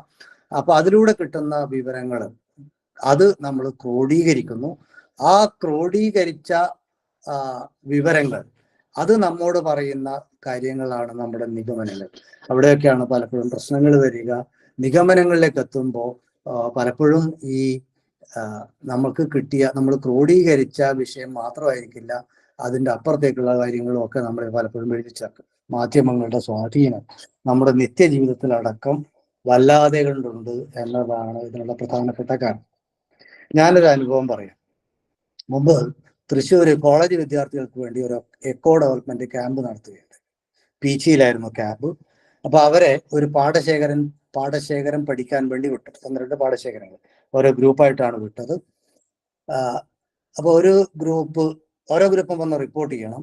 ഒരു ഗ്രൂപ്പ് വന്ന് റിപ്പോർട്ട് ചെയ്തു. അവരെ പോയ പാടശേഖരത്തിന്റെ ഒരു ഭാഗത്ത് വനത്തിനോട് ചേർന്നതാണ്, ഒരു ഭാഗത്ത് വനം വെട്ടി വെളുപ്പിച്ചിട്ടുണ്ട്, മറ്റൊരു ഭാഗത്ത് വനം നിലനിർത്തിയിട്ടുണ്ട്. അപ്പോൾ വനം വെട്ടി വെളുപ്പിച്ച ഭാഗത്ത് നിന്ന് മണ്ണൊലിപ്പുണ്ട്. ആ ഭാഗത്തെ കൃഷി മണ്ണൊലിപ്പ് കാരണം മണ്ണൊലിപ്പ് മൂലം അതിനെ ദോഷകരമായി അഫക്റ്റ് ചെയ്യാൻ സാധ്യതയുണ്ട്, അഫക്റ്റ് ചെയ്യുന്നുണ്ട് എന്നൊക്കെയുള്ള രീതിയിൽ റിപ്പോർട്ട് വന്നു. വനത്തിനോട് ചേർന്ന ഭാഗത്ത് ഒരു കുഴപ്പമില്ല, നല്ല രീതിയിലുള്ള കൃഷി നടക്കുന്നു എന്ന രീതിയിലും റിപ്പോർട്ട് ചെയ്തു. ആ സമയത്ത് വയലിലെ എല്ലാ ഭാഗത്തും വിളയില്ല, ചില ഭാഗത്തുണ്ട്, ചില ഭാഗത്തില്ല. പക്ഷേ പ്രശ്നം എന്താണെന്ന് വെച്ച് കഴിഞ്ഞാൽ ഈ വയലിനും ഫോറസ്റ്റിനും ഇടയിലൂടെ ഒരു കനാല് പോകുന്നുണ്ട്, ഡാമിൽ നിന്നുള്ള കനാല്, നല്ല ആഴമുണ്ടാകും. അപ്പൊ ഈ വയലിന്റെയും ഈ ഡിഫോറസ്റ്റേഷൻ നടന്ന ഭാഗത്തിന്റെയും ഇടയിലാണ് ഈ കനാല്. മണ്ണൊലിച്ചു കഴിഞ്ഞാലും ഒരു കാരണവശാലും ഈ കനാലും കടന്ന് വയലിലേക്ക് മണ്ണ് വരില്ല. പക്ഷെ വനനശീകരണം ഉണ്ട്, അതൊരു കുന്നാണ്, അപ്പോൾ മണ്ണൊലിപ്പുണ്ടാവും, അത് കൃഷിയെ ദോഷകരമായി ബാധിക്കും എന്ന മുൻവിധിയോടുകൂടിയാണ് റിപ്പോർട്ട് തയ്യാറാക്കിയത്. പിന്നെ വനത്തിനോട് ചേർന്ന ഭാഗത്തായിരുന്നു യഥാർത്ഥത്തിൽ കീടബാധ കൂടുതലുണ്ടായിരുന്നത്. അപ്പോൾ വനം എന്ന് കേൾക്കുമ്പോൾ അത് അതിൻ്റെ ഒരു വാട്ടർ ഹോൾഡിംഗ് കപ്പാസിറ്റി, അത് എന്താണ്, എല്ലാത്തരം ജീവജാലങ്ങൾക്കും ഒരു സംരക്ഷണം കൊടുക്കുന്നു എന്നൊക്കെയുള്ള നമ്മുടെ മുൻവിധികളുണ്ട്. ഇവിടെ സംഭവിക്കുന്നത് എന്താണെന്ന് വെച്ച് കഴിഞ്ഞാൽ, ഇവിടെ നെൽകൃഷി ഇല്ലാത്ത സമയത്ത് ഈ കീടങ്ങൾക്കൊക്കെ ഈ വനത്തിലേക്ക് ചേക്കേറാം, ഇവിടെ കൃഷിയുള്ളപ്പോൾ വനത്തിൽ നിന്ന് ഇങ്ങോട്ട് വരാം. അപ്പോൾ വനവുമായിട്ടുള്ള ആക്സസ് ആ പ്രദേശത്തെ കൃഷിയെക്കുറിച്ച് ദോഷകരമായാണ് ബാധിക്കുന്നത്. പക്ഷേ റിപ്പോർട്ട് തന്നതൊക്കെ തന്നെ നേരെ തിരിച്ചാണ്. ഇങ്ങനെ ഈ നമ്മുടെ നിഗമനങ്ങളെ ബേസ് ചെയ്തുകൊണ്ടല്ലാത്ത, ചിലപ്പോൾ സത്യസന്ധമായ നിഗമനങ്ങളും ആയിരിക്കാം. പുകവലി ക്യാൻസറിന് കാരണമാകുന്നു എന്ന് നമുക്കറിയാം. ഇപ്പൊ മുമ്പ് ഒരു പ്രോജക്റ്റ് ഇവാലുവേറ്റ് ചെയ്തതാണ്.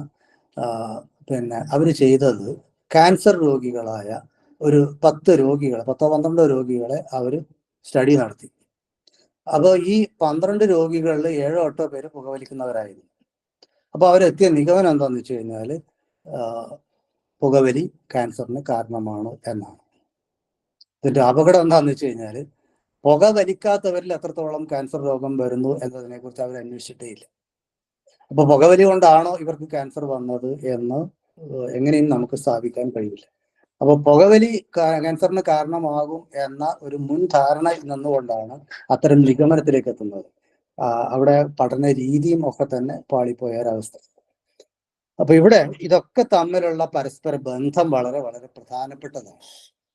ഞാൻ പറഞ്ഞത് നമ്മുടെ പ്രോജക്റ്റിന്റെ വിഷയം, ലക്ഷ്യങ്ങൾ, അതിലേക്കെത്താനുള്ള പ്രവർത്തന രീതികൾ, ആ പ്രവർത്തന രീതികളിലൂടെ മാത്രം കിട്ടുന്ന വിവരങ്ങൾ, അവിടെ അല്ലാതെ നമുക്ക് എക്സ്ട്രാ വിവരങ്ങൾ കൊണ്ടുവരുന്നുണ്ടെങ്കിൽ അത് നമ്മുടെ പ്രവർത്തനത്തിന്റെ ഭാഗമായിരിക്കണം. ഒരുപക്ഷെ നമുക്ക് ചിലതിൽ, ഞാൻ നേരത്തെ പറഞ്ഞില്ലേ, ഈ വെർമി കമ്പോസ്റ്റിങ്ങുള്ള റിങ്ങുകൾ എത്രത്തോളം കൊടുത്തു എന്ന സെക്കൻഡറി ഡാറ്റ നമ്മൾ തദ്ദേശ സ്വയംഭരണ സ്ഥാപനങ്ങളിൽ നിന്നാണ് എടുക്കുക. അപ്പൊ അത് ഇതിന്റെ ഒരു ഭാഗമാണ്. അപ്പൊ അതിലൂടെ കിട്ടുന്ന വിവരങ്ങൾ മാത്രം വെച്ചുകൊണ്ടുള്ള നിഗമനങ്ങൾ, അതിനനുസരിച്ചുള്ള ആ നിഗമനങ്ങളിൽ നിന്നുകൊണ്ടുള്ള നിർദ്ദേശങ്ങൾ, ഈ രീതിയിലാണ് നമ്മുടെ ഒരു പഠന പ്രവർത്തനം പോകേണ്ടത്. ശാസ്ത്രീയമായ രീതിയിലുള്ള ഒരു പഠന പ്രവർത്തനം മുന്നോട്ട് കൊണ്ടുപോകേണ്ടത്. അപ്പൊ അതിനനുസരിച്ചാണ് നമ്മൾ പുതിയ പ്രവർത്തനങ്ങളെ കുറിച്ചുള്ള നിർദ്ദേശങ്ങൾ വെക്കുന്നത്. സമയം ഏതാണ്ട് ആയി തോന്നുന്നു. ഞാൻ ഇനിയും ഒരുപാട് ദീർഘിപ്പിക്കുന്നില്ല. ഞാൻ തുടക്കത്തിൽ പറഞ്ഞൊരു കാര്യമുണ്ട്. പ്രോജക്റ്റ് ചെയ്യണമെങ്കിൽ നീന്തൽ പഠിക്കുന്നത് പോലെയാണ്. കരയിൽ നിന്നുകൊണ്ട് പഠിപ്പിച്ച് നീന്താൻ കഴിയില്ല. പ്രോജക്റ്റ് ചെയ്യാൻ അങ്ങ് മുന്നിട്ടിറങ്ങണം. പല കുട്ടികളുടെയും രക്ഷിതാക്കൾ തന്നെ ഗൈഡ് ചെയ്ത് പ്രോജക്റ്റ് ചെയ്യാറുണ്ട്, പിന്നെ ടീച്ചേഴ്സ് ഗൈഡ് ചെയ്യുന്നതുണ്ട്. ഇതിലൊക്കെ ഇറങ്ങിയെങ്കിൽ മാത്രമേ, ടീച്ചേഴ്സ് ആണെങ്കിലും ഞാൻ പറയുന്നത്, ഈ ഒരു പ്രോജക്റ്റ് ഗൈഡ് ചെയ്യുന്നതിലൂടെ നമ്മുടെ അറിവിലുണ്ടാകുന്ന വികാസം, നമ്മുടെ വ്യക്തിത്വത്തിലുണ്ടാകുന്ന മാറ്റം, അതൊക്കെ വളരെ പ്രധാനപ്പെട്ടതാണ്. അത് എൻജോയ് ചെയ്തുകൊണ്ട് ചെയ്യാൻ പറ്റുന്ന ഒരു വർക്കാണ്. അത് ഏറ്റെടുക്കുക തന്നെയാണ് വേണ്ടത്.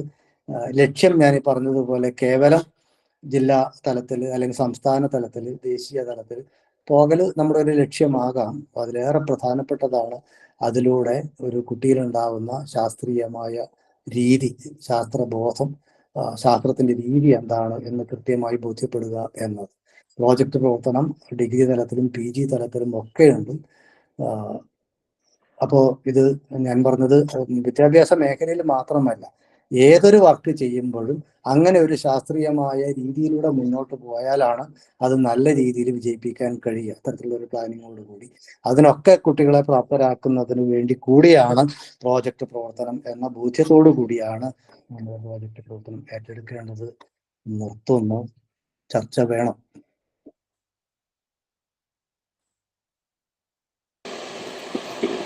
ഇവിടെ പിന്നെ കമന്റിൽ വന്ന സംശയങ്ങൾ ആദ്യം വായിക്കാം. പിന്നെ മണ്ണിന്റെ NPKയും മൈക്രോ ന്യൂട്രിയൻസിന്റെ സാന്നിധ്യവും കണ്ടുപിടിക്കാൻ അധികം ചെലവില്ലാതെ കുട്ടികൾക്ക് ചെയ്യാൻ പറ്റുന്ന മെത്തേഡ്സ് ഉണ്ടെങ്കിൽ പറഞ്ഞു തരാമോ?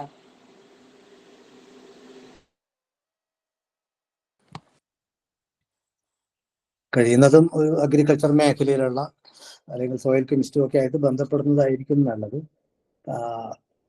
ഒരു ചെയ്യാവുന്ന ചില രീതികൾ എനിക്ക് തോന്നുന്നത് മൈക്രോ ന്യൂട്രിയൻസ് കുറവുള്ള സോയിലിൽ ചെടികളുടെ വളർച്ചയെ അത് ബാധിക്കാറുണ്ട്. ഉദാഹരണത്തിന് ഇപ്പോൾ ബോറോണിന്റെ അളവ് കുറവാണെങ്കിൽ നമ്മൾ എത്ര തന്നെ വളം ചേർത്ത് കൊടുത്തു കഴിഞ്ഞാലും ഈ വളം വലിച്ചെടുക്കാൻ ചെടികൾക്ക് പറ്റില്ല. നമ്മളിത് അനാലിസിസിലൂടെ കണ്ടെത്താനാണെങ്കിൽ നല്ല ബുദ്ധിമുട്ടാണ്. മൈക്രോ ന്യൂട്രിയൻസ് വളരെ ബുദ്ധിമുട്ടാണ്. പിന്നെ ഈ രീതിയിൽ ചെടികളിൽ ഉണ്ടാകുന്ന ഇതിന്റെ കുറവ് മൂലം ഉണ്ടാകുന്ന പോരായ്മകൾ നിരീക്ഷിച്ച് നമുക്ക് ചെയ്യാവുന്നതാണ്. മറ്റു എന്തെങ്കിലും രീതി ഉണ്ടെങ്കിൽ ഞാൻ പറഞ്ഞതുപോലെ അഗ്രികൾച്ചർ മേഖലയുമായിട്ട് ബന്ധപ്പെട്ടവരുമായിട്ട് അതൊക്കെ നടക്കണം. ഇതിന്റെ കൂടെ റെഡിമെയ്ഡ് ഉത്തരം എവിടുന്നെങ്കിലും കിട്ടും എന്ന് എല്ലാ കാര്യങ്ങളിലും പ്രതീക്ഷിക്കരുത്. അത്തരം അന്വേഷണങ്ങളും കൂടി നടത്തുക. ഓക്കെ, പ്രൊജക്ട് ഡയറിയെ കുറിച്ച് കൂടി പറയാമോ എന്ന്? അതിലൊന്നും വലിയ സംഭവമൊന്നുമില്ല. ഓരോ ദിവസവും ചെയ്യുന്ന കാര്യങ്ങൾ നമ്മൾ ഡയറിയിൽ എഴുതി വെക്കുക, അത്ര തന്നെ. അതിന് ഒരു കൃത്യമായ ഫോർമാറ്റും കാര്യങ്ങളൊന്നുമില്ല. കുട്ടികൾ എഴുതുമ്പോൾ കുട്ടികളുടെ തന്നെ ഭാഷയിൽ എഴുതിയാൽ മതി. അതൊരു ക്രൂഡ് സാധനം ആയാൽ മതി. അങ്ങനെ അല്ലാതെ വളരെ റിഫൈൻഡ് ആയിട്ടാവുമ്പോഴാണ് അതിന് സംശയം ജനിക്കുക. ഇപ്പോൾ ഞാൻ ഇന്നലെ അവിടെ പോയി, പിന്നെ ഇന്ന ആളുകളെയൊക്കെ കണ്ടു, സംസാരിച്ചു, സർവേ ചെയ്തു എന്നൊക്കെ നമ്മൾ സാധാരണ പറയുന്ന രീതിയിലൊക്കെ തന്നെ പ്രോജക്റ്റ് ഡയറി എഴുതിയാൽ മതിയാവും. അത് സിസ്റ്റമാറ്റിക് ആയിട്ട് ചെയ്തു എന്നതിൻ്റെ ഇതൊക്കെ അവസാനം തല്ലിക്കുട്ടി ഉണ്ടാക്കാൻ നിൽക്കരുത്. അതായത് സമയത്ത് തന്നെ ചെയ്ത കാര്യങ്ങൾ അവനവനെ അറിയാവുന്ന ഭാഷയിൽ അങ്ങ് എഴുതി വെക്കുക എന്നുള്ളത് മാത്രമേ ഉള്ളൂ പ്രോജക്റ്റ് ഡയറിയിൽ. ഇവിടെ കമന്റിൽ വന്നിട്ടുള്ള സംശയങ്ങൾ തീർന്നു. ഇനി എല്ലാവരുടെയും മൈക്ക് ഓണാക്കാനുള്ള രീതിയിലാക്കിയിട്ടുണ്ട്. എല്ലാവർക്കും മൈക്ക് ഓണാക്കാൻ പറ്റും. അപ്പോൾ മൈക്ക് ഓണാക്കിയിട്ട് സംശയം ഹാൻഡ് റൈസ് ചെയ്ത് കഴിഞ്ഞാൽ നല്ലതാണ്. സംശയം ചോദിച്ചാൽ ഓക്കെ. ഷാജി TV പിന്നെ ഹാൻഡ് റൈസ് ചെയ്തിട്ടുണ്ട്. ഷാജി TV സംസാരിച്ചോളൂ.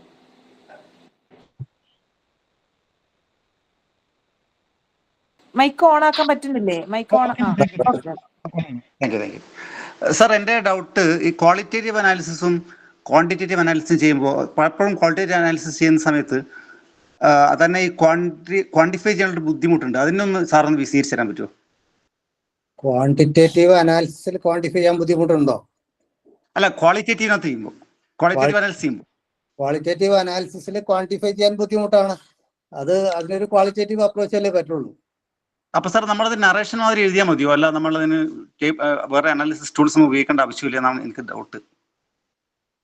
ഇപ്പം പ്രധാനമായിട്ടും സർവേ രീതിയിൽ ചെയ്യുന്ന പ്രോജക്റ്റുകളല്ലേ ക്വാളിറ്റേറ്റീവ് അനാലിസിസിലൂടെ നമ്മൾ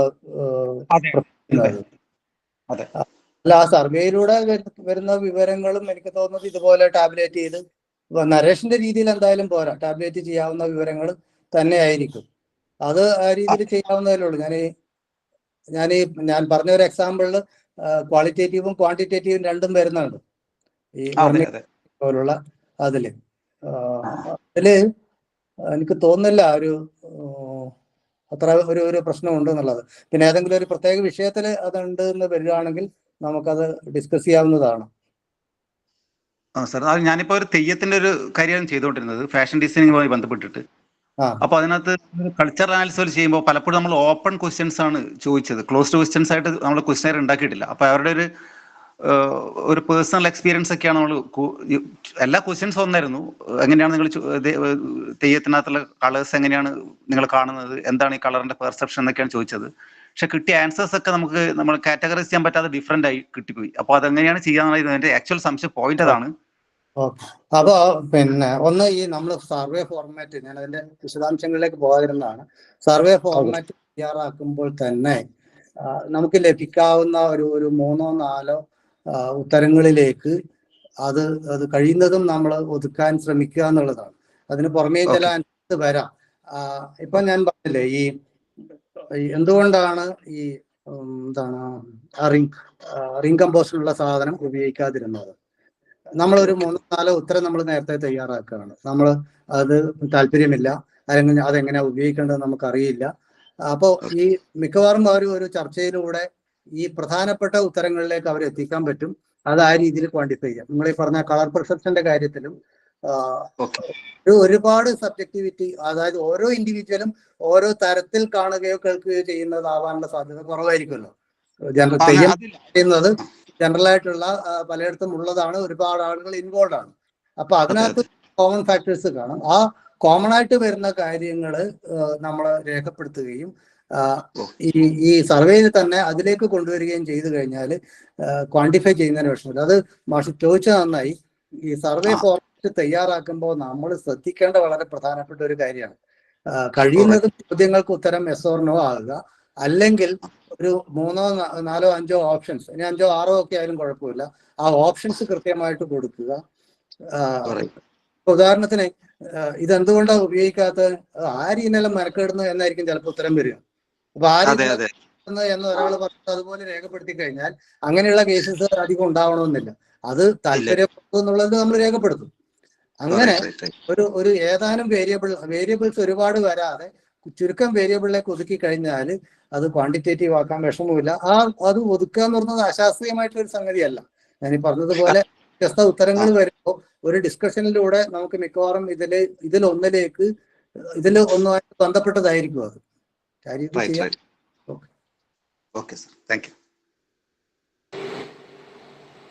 ഒരു കമന്റിൽ വന്നിട്ടുണ്ട്, പ്ലാന്റ്സിന്റെ ബയോകെമിക്കൽ അനാലിസിസ് എക്സ്ട്രാക്ഷൻ ഒക്കെ ചെയ്യാൻ പറ്റുന്ന സ്ഥാപനങ്ങൾ കണ്ണൂരിൽ എവിടെയൊക്കെ ഉണ്ട് എന്ന് പറയാമോ? ഈ കോളേജുകളിലൊക്കെ അത് ചെയ്യാൻ സൗകര്യമുണ്ട്, ബയോകെമിക്കൽ എക്സ്ട്രാക്ഷൻ ഒക്കെ ചെയ്യാം. അനാലിസിസ് കുറച്ച് പാടാണ്. അനാലിസിസ് ഇപ്പൊ നമ്മള് ഈ കോമ്പൗണ്ട് ഒക്കെ തന്നെ സെപ്പറേറ്റ് ചെയ്ത് നല്ല രീതിയിൽ പ്യൂരിഫൈ ചെയ്ത് കഴിഞ്ഞാൽ അതിന്റെ അനാലിസിസ്, ഇതിപ്പോ ഈ പ്രോജക്റ്റിന്റെ ഭാഗമായിട്ടാണെങ്കിൽ അത് അത്തരം ഇതിലേക്ക് പോകാൻ പറ്റുമെന്ന് എനിക്കറിയില്ല. പിന്നെ ടീച്ചേഴ്സിന്റെ പ്രോജക്റ്റ് ഒക്കെ വേണമെങ്കിൽ ആ രീതി ചെയ്യാം. നമ്മൾ എക്സ്ട്രാക്ട് ചെയ്യുകയും അത് സെപ്പറേറ്റ് ചെയ്യുകയും ചെയ്യാന്നുള്ളത് അത്ര വലിയ ബുദ്ധിമുട്ടുള്ള കാര്യമല്ല. നല്ല അളവ് വരെ അത് പ്യൂരിഫൈ ചെയ്യുകയും ചെയ്യാം.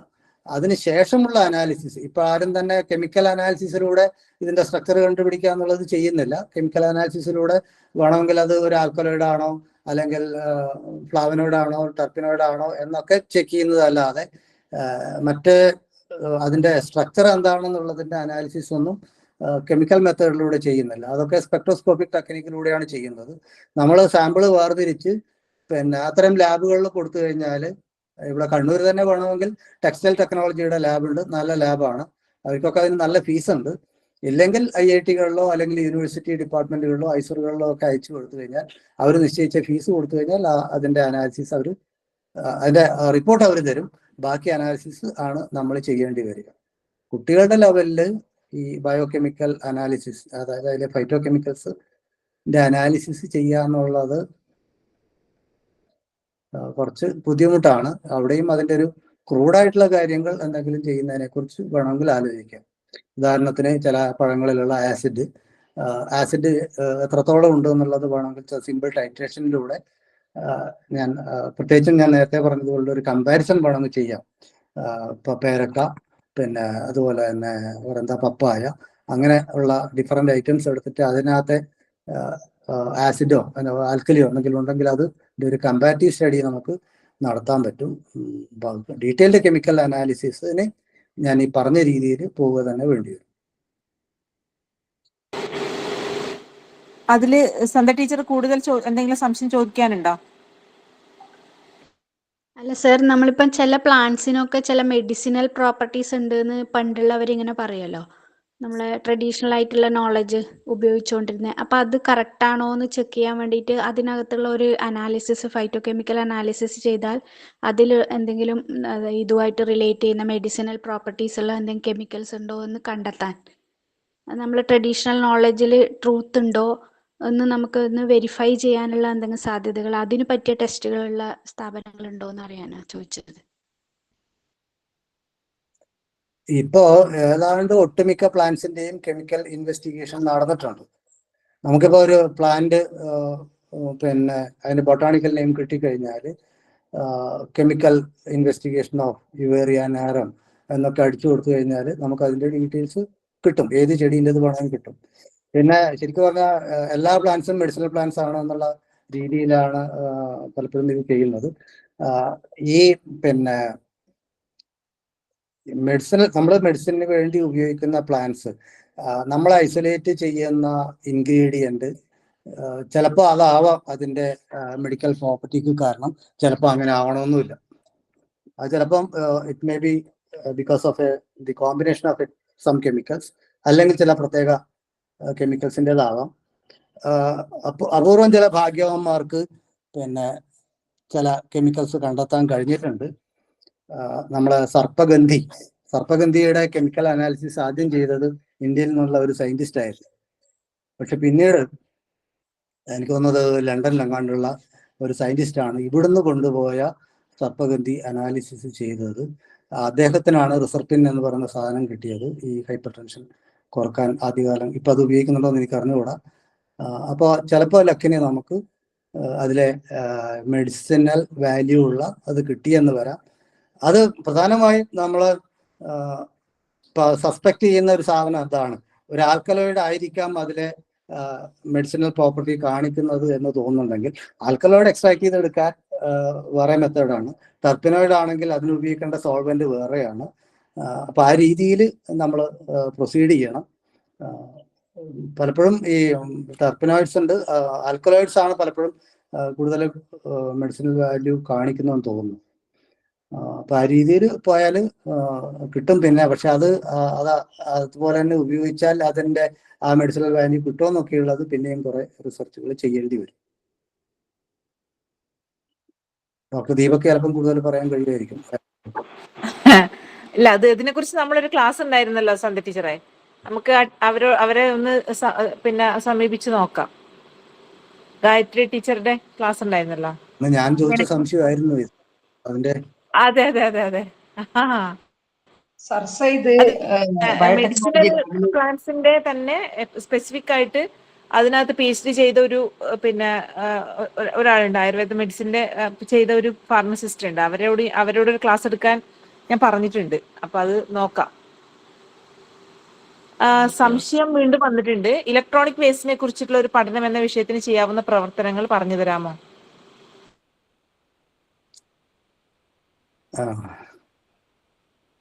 ഈ പ്രോജക്റ്റിന്റെ ക്ലാസ് എടുക്കുമ്പോൾ ഒരു കുഴപ്പം ഇതാണ്, വളരെ റെഡിമെയ്ഡ് ആയിട്ടുള്ള ഉത്തരങ്ങൾ പ്രതീക്ഷിക്കുന്നു, അന്വേഷണം അത്രയും കുറച്ച് നടക്കുന്നു എന്നുള്ളതാണ്. ഓക്കെ, ഒന്ന് നമുക്കിപ്പോൾ ഓരോ വീട്ടിലും എത്രത്തോളം ഇലക്ട്രോണിക് വേസ്റ്റ് ഉണ്ട്, ഇപ്പം മിക്കവാറും ഒക്കെ ഈ ഹരിതകർമ്മ സേനക്കാർ കൊണ്ടുപോയി കാണും. വേസ്റ്റ് ഉണ്ടെങ്കിൽ അത് എത്രത്തോളം ഉണ്ട് എന്നുള്ളത് കണ്ടുപിടിക്കാം. പിന്നെ ചെയ്യേണ്ടത് അതിന്റെ കോമ്പണൻസ് എന്തൊക്കെയാണെന്ന് ഒരു പക്ഷെ അത് സെപ്പറേറ്റ് ചെയ്ത് നമ്മൾ അനലൈസ് ചെയ്യണമെന്നില്ല. ഇപ്പൊ ഒരു കമ്പ്യൂട്ടർ ആണെങ്കിൽ ഒരു ലാപ്ടോപ്പ് ആണെങ്കിൽ അതിൽ എന്തെല്ലാം കോമ്പണൻസ് ഉണ്ട് എന്ന് നമുക്ക് ഗൂഗിളിൽ തപ്പിയാൽ തന്നെ കിട്ടും. അപ്പൊ അങ്ങനെ ആ കോമ്പണൻസ് ഒക്കെ കിട്ടിക്കഴിഞ്ഞാൽ ഒരു പ്രദേശത്ത് എത്രത്തോളം ഈ തരത്തിലുള്ള ഇലക്ട്രോണിക് വേസ്റ്റ് ഉണ്ട് എന്ന് നോക്കിയിട്ട്, ഇപ്പൊ നമ്മൾ കുറെ വീടുകൾ സർവേ ചെയ്യുന്നു, ഒരു വാർഡിലെ കുറെ വീടുകൾ സർവേ ചെയ്യുന്നു, അതിൽ പിന്നെ ഒരു 15 വീട്ടിലെങ്കിലും ഉപയോഗിക്കാത്ത ലാപ്ടോപ്പ് ഇരിപ്പുണ്ടെങ്കിൽ ആ ലാപ്ടോപ്പുകളിൽ ഇങ്ങനെ പിന്നെ റീസൈക്കിൾ ചെയ്യാവുന്ന ഇന്ന മെറ്റീരിയൽസ് ഇത്രത്തോളം ഉണ്ട് എന്ന് നമുക്ക് പറയാൻ പറ്റും. ഇത്തരത്തിലുള്ള ഒരു പ്രോജക്റ്റ് നേരത്തെ ചെയ്ത് സ്റ്റേറ്റ് ലെവലിലോ അതിനപ്പുറം പോയെന്ന് എനിക്ക് അറിഞ്ഞുകൂടാ. അവർ ചെയ്തത് എന്താണെന്ന് വെച്ച് കഴിഞ്ഞാൽ, പിന്നെ പോലീസ് സ്റ്റേഷനുകളിൽ ധാരാളം വാഹനം പിടിച്ചിട്ടുണ്ടല്ലോ, അതിലിങ്ങനെ ദ്രവിച്ചു പോവുകയാണ്. അപ്പൊ അതില് എനിക്ക് ഏതാ വണ്ടിന്ന് ഓർമ്മയില്ല, പിക്കപ്പോ അങ്ങനെ എന്തോ അവര് സെലക്ട് ചെയ്തുകൊണ്ട് ഒരു 1-2 പോലീസ് സ്റ്റേഷനിൽ പോയി എത്ര എണ്ണം ഉണ്ട് എന്ന് നോക്കി. അപ്പൊ അത് ആ കണക്ക് വെച്ച് പിന്നെ കേരളത്തിലെ പോലീസ് സ്റ്റേഷനുകളിൽ എത്ര വാഹനം ഉണ്ടാവും, കുറെ അശാസ്ത്രീയത അതിനകത്തുണ്ട്. പിന്നെ എന്നാലും അത് മീഡിയയുടെ ഒക്കെ ശ്രദ്ധ പിടിച്ചു പറ്റിയിരുന്നു. അപ്പൊ ഒരു വാഹനത്തിനകത്ത് ഇത്ര റബ്ബർ ഉണ്ട്, ഇത്ര ഇരുമ്പുണ്ട്, പിന്നെ ഇത്ര മറ്റ് പോളിമർ ഉണ്ട്, മറ്റ് ലോഹങ്ങൾ എന്നൊക്കെ നമുക്ക് അതിന്റെ കണക്ക് ഈസിയിലേ കിട്ടും. അപ്പൊ ഈ നഷ്ടമായിക്കൊണ്ടിരിക്കുന്ന ഈ സാധനങ്ങൾ ഇങ്ങനെ ദ്രവിച്ചു പോകുന്നത് കൊണ്ട് നഷ്ടമായിക്കൊണ്ടിരിക്കുന്ന ഇരുമ്പിന്റെ അളവ്, റബ്ബറിന്റെ അളവ്, അലുമിനിയത്തിന്റെ അളവ്, അങ്ങനെ പലതരത്തിലുള്ള അതിന്റെ ലോഹഭാഗങ്ങൾ ഇങ്ങനെ നഷ്ടപ്പെടുന്നത് കൊണ്ട് ഉണ്ടാവുന്ന നഷ്ടത്തെക്കുറിച്ച് ഒരു പ്രോജക്റ്റ് അവർ ചെയ്തിട്ടുണ്ട്. അത് ഈ പറഞ്ഞ പോലെ മീഡിയ ഒക്കെ നന്നായി ശ്രദ്ധിച്ചിരുന്നു. പക്ഷെ അതിൻ്റെ ഒരു പോരായ്മ ഉണ്ടായത് കണ്ണൂർ ജില്ലയിലെ 2-3 പോലീസ് സ്റ്റേഷനിൽ മാത്രം എണ്ണം എടുക്കുകയും അത് മൊത്തം കേരളത്തിന്റെ ഒരു ഇതിലേക്ക് എക്സ്ട്രാപ്പുലേറ്റ് ചെയ്യുകയും ചെയ്തു എന്നുള്ളതാണ്. വിവിധ ജില്ലകളിൽ നിന്നെങ്കിലും ഒരു 2-3 പോലീസ് സ്റ്റേഷൻ സാമ്പിളായിട്ട് എടുത്തിരുന്നെങ്കിൽ കുറച്ചും കൂടി അത് ശാസ്ത്രീയമായേനെ. അപ്പൊ ആ രീതിയിൽ വേണമെങ്കിൽ ഈ ഇലക്ട്രോണിക് അതിനേക്കാളും കുറച്ചുകൂടെ നന്നായിട്ട് ഇലക്ട്രോണിക് വേസ്റ്റിന്റെ ഇത് ചെയ്യാം. ഏതൊക്കെ തരത്തിലുള്ള ഇലക്ട്രോണിക് വേസ്റ്റ് ആണുള്ളത്, അതില് ഡിഫറെന്റ് കോമ്പണൻസ് എന്തൊക്കെയാണ്, എത്രത്തോളമാണ് എന്നത് നോക്കിയിട്ട് അത് ഒരു പക്ഷേ നമ്മൾ പൂൾ ചെയ്ത് സെപ്പറേറ്റ് ചെയ്ത് എടുക്കുകയാണെങ്കിൽ നമുക്ക് വേർതിരിച്ചെടുക്കാവുന്ന, ഇപ്പൊ കമ്പ്യൂട്ടറിനൊക്കെ ആണെങ്കിൽ സ്വർണ്ണം അടക്കം നമുക്ക് വേർതിരിച്ചെടുക്കാം, സ്വർണ്ണം പ്ലാറ്റിനം ഒക്കെ. അപ്പോൾ അതിലൂടെ നമുക്ക് ഉണ്ടാക്കാവുന്ന അസറ്റ് എന്താണ് എന്നത് നമുക്ക് നല്ലൊരു പ്രോജക്റ്റായിട്ട് അവതരിപ്പിക്കാൻ പറ്റും. വാഹന ഉപയോഗം നല്ലൊരു പ്രോജക്റ്റ് ആയിട്ട് വേണമെങ്കിൽ ചെയ്യാം. അടുത്ത കാലത്താണ് വാഹനങ്ങളുടെ ഉപയോഗം ഈ രീതിയിൽ കൂടിയത്. പിന്നെ ഒരു ഒരു ഒരു വാർഡില് എത്ര വീടുകളിൽ എത്ര വാഹനങ്ങളുണ്ട്, പിന്നെ അവയുടെ ഉപയോഗം, ചിലര് വീട്ടിൽ ഓടിക്കാൻ അറിയുന്നവരൊന്നും ഇല്ലെങ്കിലും കാർപ്പുറത്തിൽ ഒരു വാഹനം വേണമെന്ന് ആഗ്രഹിക്കുന്നവരുണ്ടാവും. അങ്ങനെ വാങ്ങി വെച്ചവർ കാണും, നന്നായി ഉപയോഗിക്കുന്നവരുണ്ട്. അങ്ങനെ അതിന്റെ ഉപയോഗത്തിൽ വന്നിരിക്കുന്ന മാറ്റം ഇപ്പൊ മുമ്പൊരു വളരെ നല്ല പ്രോജക്റ്റ് എന്ന് പറയാൻ കഴിയില്ലെങ്കിലും ഒരു പ്രോജക്റ്റ് ഈ രീതിയിൽ വന്നിട്ടുണ്ട്. ചെയ്ത പ്രോജക്റ്റ് തന്നെ നമുക്ക് വീണ്ടും വളരെ ഭംഗിയായിട്ട് ചെയ്യുന്നതുകൊണ്ട് കുഴപ്പമൊന്നുമില്ല. പിന്നെ അന്ന് കുട്ടികൾ ചെയ്തത് ഹൈവേയിലൂടെ ഓടുന്ന കാറുകളുടെ എണ്ണം എടുക്കുകയായിരുന്നു ഓരോ മണിക്കൂറിലും. പല ദിവസങ്ങളിലായിട്ട് 8 മണി മുതൽ 9 മണി വരെ, 9 മുതൽ 10 വരെ, അങ്ങനെ പല ദിവസങ്ങളിൽ ഓരോ മണിക്കൂർ അവർ നിന്ന് വർക്കിംഗ് ഡേയ്സിലും സൺഡേയുമായിട്ട് കണക്കെടുത്തു. ഓരോ കാറിലുമുള്ള യാത്രക്കാരുടെ എണ്ണം എത്രയുണ്ടെന്ന് നോക്കി. അപ്പൊ അവരങ്ങനെ ചെയ്തപ്പോൾ അവസാനം കണ്ടത് കാറുകളിലെ ശരാശരി യാത്രക്കാരുടെ എണ്ണം വർക്കിംഗ് ഡേയ്സിൽ 1.4-ഉം സൺഡേയ്സിൽ 1.7-ഉമാണ്. ഒരു കാറിലെ ശരാശരി യാത്രക്കാരുടെ എണ്ണം. ഒരു ദിവസം എത്ര കാറുകൾ അങ്ങോട്ടും ഇങ്ങോട്ടും, അത് ഒരു കാർ തന്നെ അങ്ങോട്ടും ഇങ്ങോട്ടും പോയാൽ 2 കാറായിട്ടാണ് കൂട്ടുക. എത്ര കാറുകൾ ഓടുന്നു, പിന്നെ മണിക്കൂറിൽ എത്ര ഓടുന്നു. അപ്പൊ ഈ കാറ് പൂളിങ് നടക്കുകയാണെങ്കിൽ, ഇപ്പോൾ ഒരാൾക്ക് വേണ്ടി ഒരു കാർ ഓടുമ്പോൾ അങ്ങനെ 4 കാർ ഓടുന്നുണ്ടെങ്കിൽ ഈ 4 പേരും കൂടെ ഒരു കാർ ഉപയോഗിക്കുകയാണെങ്കിൽ എത്ര ഇന്ധനം നമുക്ക് ലാഭിക്കാം, അത്രയും ഇന്ധനം ലാഭിച്ചു കഴിഞ്ഞാൽ എത്ര കാർബൺ എമിഷൻ കുറക്കാം. ഇനി കാറുകൾക്ക് പകരം കാറിലിരുന്ന് യാത്ര ചെയ്യുന്നത് പോലെ ചെയ്യാവുന്ന രീതിയിൽ ബസ്സുകൾ മാറുകയും ഈ ആളുകൾ ബസ്സിനെ ഉപയോഗിക്കുകയും ചെയ്യുമ്പോൾ ഉണ്ടാകുന്ന ഫ്യൂവലിൽ ഉണ്ടാകുന്ന സേവിങ് എത്രയാണ്, അത്രയും ഫ്യൂവൽ സേവ് ചെയ്യുമ്പം എത്ര കാർബൺ എമിഷൻ കുറക്കാൻ പറ്റും എന്നൊക്കെയുള്ള ഒരു പ്രോജക്റ്റ് ചെയ്തിരുന്നു. അതൊക്കെ നമുക്ക് വേണമെങ്കിൽ നല്ല രീതിയിലുള്ള പ്രോജക്റ്റ് ആക്കി അതിൽ ഈ പിന്നെ വാഹന ഉപയോഗത്തിൽ അതിൻ്റെ ഒരു ഗ്രാഫ് വരച്ചു കഴിഞ്ഞാൽ തന്നെ നമുക്ക് മനസ്സിലാവും. ഏതാണ്ട് ഒരു 10-30 കൊല്ലം മുമ്പുള്ള ഒരു കണക്ക് വരെ ഇപ്പം ഒരു വീട്ടിൽ പോയാൽ പറയാൻ പറ്റും ഏത് വർഷമാണ് അവർ വാഹനം വാങ്ങിച്ചത്, വാഹനം ഉപയോഗിച്ച് തുടങ്ങിയത് എന്ന് പറയാൻ പറ്റും. അപ്പോൾ നമ്മളൊരു ഗ്രാഫ് പ്ലോട്ട് ചെയ്യുമ്പോൾ ഈ അടുത്ത കാലത്ത് ഗ്രാഫ് കുത്തനെ മുകളിലോട്ട് പോകുന്നതായിട്ട് നമുക്ക് കാണാൻ പറ്റും, വാഹന ഉപയോഗം കൂടി വരുന്നതിന്റെ ഒക്കെ. അപ്പൊ അതുമൊക്കെ നമുക്കൊരു പ്രോജക്റ്റ് ആയിട്ട് ചെയ്യാം. അതിലും വേണമെങ്കിൽ ഒരു എക്സ്പെരിമെന്റൽ പാർട്ടാക്കാം. ഒരു കാറിന് എത്ര റോഡ് സ്പേസ് വേണം, ബസ്സിന് എത്ര റോഡ് സ്പേസ് വേണം, ഇതൊക്കെ നമുക്ക് അളക്കാം. അപ്പോൾ ട്രാഫിക് ബ്ലോക്കിൽ ഉണ്ടാകുന്ന കാരണങ്ങളെ കുറിച്ച് നമുക്ക് സംസാരിക്കാം. വാഹനങ്ങളുടെ ഉപയോഗത്തിൽ നിന്ന് മാറ്റം വരണം എന്ന് പറയാം. രസകരമായ ഇങ്ങനെ ഓരോ പ്രോജക്റ്റുകൾ ആലോചിക്കാം. അടുത്തതും ഇതുപോലൊരു ചോദ്യമാണ്. ചിത്രശലഭത്തിനെ കുറിച്ചുള്ള ഒരു പഠനം എന്ന വിഷയത്തിൽ ചെയ്യാവുന്ന പ്രവർത്തനങ്ങൾ ഒന്ന് പറഞ്ഞു തരാമോ? ടീച്ചർ മുമ്പേ ചെയ്തതല്ലേ, ടീച്ചറിൽ വേറെ ആള് ചോദിച്ചാണ്. അല്ല, ഒന്ന് ഇതിന്റെ പ്രധാനപ്പെട്ട പ്രശ്നം ഈ ഹാബിറ്റാറ്റിൽ ഉണ്ടാകുന്ന ചേഞ്ച് ആണല്ലോ അല്ലേ. ഇതിന്റെ എന്താണ് അതിന് പറയാ, അത് ഡിപ്പെൻഡ് ചെയ്യുന്ന സസ്യങ്ങൾ ഇല്ലാതാകുന്നതിന്റെ ഒരു കുഴപ്പം. അപ്പൊ അത് അങ്ങനെ അത്തരം സസ്യങ്ങൾ നീക്കം ചെയ്തത് സ്ഥലങ്ങളെ നമുക്ക് താരതമ്യപ്പെടുത്തിക്കൊണ്ട് ചെയ്യാം. അവിടെയുള്ള പിന്നെ ബട്ടർഫ്ലൈ വൈവിധ്യം അതിന് അനുകൂലമായ ഒരു ഹാബിറ്റാറ്റ് ഉള്ളിടത്തും അല്ലാത്തടത്തും, അല്ലെങ്കിൽ അത്തരം ഹാബിറ്റാറ്റ് നീക്കം ചെയ്തെടുത്ത് ഉണ്ടായിട്ടുള്ള മാറ്റങ്ങളും വെച്ച് നമുക്ക് കമ്പയർ ചെയ്യാം. അപ്പോൾ അങ്ങനെ കമ്പയർ ചെയ്താൽ മാത്രമേ ഈ ഹാബിറ്റാറ്റിൽ ഉണ്ടാകുന്ന മാറ്റം കൊണ്ടാണോ എന്ന് നമുക്ക് പറയാൻ പറ്റൂ. അന്ന് ടീച്ചറോട് ഞാൻ ചോദിച്ചതും ഈ അറ്റ്മോസ്ഫിയറിക് ടെമ്പറേച്ചർ കൂടുന്നത് കൊണ്ടും ഇതിന്റെ ഒരു മാറ്റം വരില്ലേ എന്നായിരുന്നു. അപ്പൊ അതും എനിക്ക് തോന്നുന്നു ഈ കമ്പാരിസൺ ആകുമ്പോൾ അത്തരം ഒരു പ്രശ്നം കാര്യമായിട്ട് വരില്ല എന്ന് തോന്നുന്നു. അപ്പൊ ആ രീതിയിലുള്ള കമ്പാരിസൺ ആയിരിക്കും നമുക്ക് ചെയ്യാൻ പറ്റും. ബാക്കി കൂടുതൽ എനിക്കൊന്ന് ബയോളജിയായിട്ട് ബന്ധപ്പെട്ടവരോടെങ്കിലും മാഷിന്റെ ആ ചോദ്യത്തിൽ നിന്നാണ് ആ പ്രൊജക്ടിന്റെ അടുത്ത പ്രവർത്തനം നടന്നത്. ഏതാ മാഷിന്റെ ആ ചോദ്യത്തിൽ നിന്നാണ് ആ പ്രൊജക്ടിന്റെ അടുത്ത പ്രവർത്തനം നടന്നതെന്ന് അറിയാം. ഈ ഇത് ചോദ്യങ്ങൾക്ക് മറ്റുള്ളവർക്ക് കോൺട്രിബ്യൂട്ട് ചെയ്യാൻ പറ്റുമെങ്കിൽ അത് ചെയ്യണം കേട്ടോ. ഞാൻ ആരും തന്നെ ഒരു എക്സ്പേർട്ട് എന്ന് പറയാൻ കഴിയില്ലല്ലോ.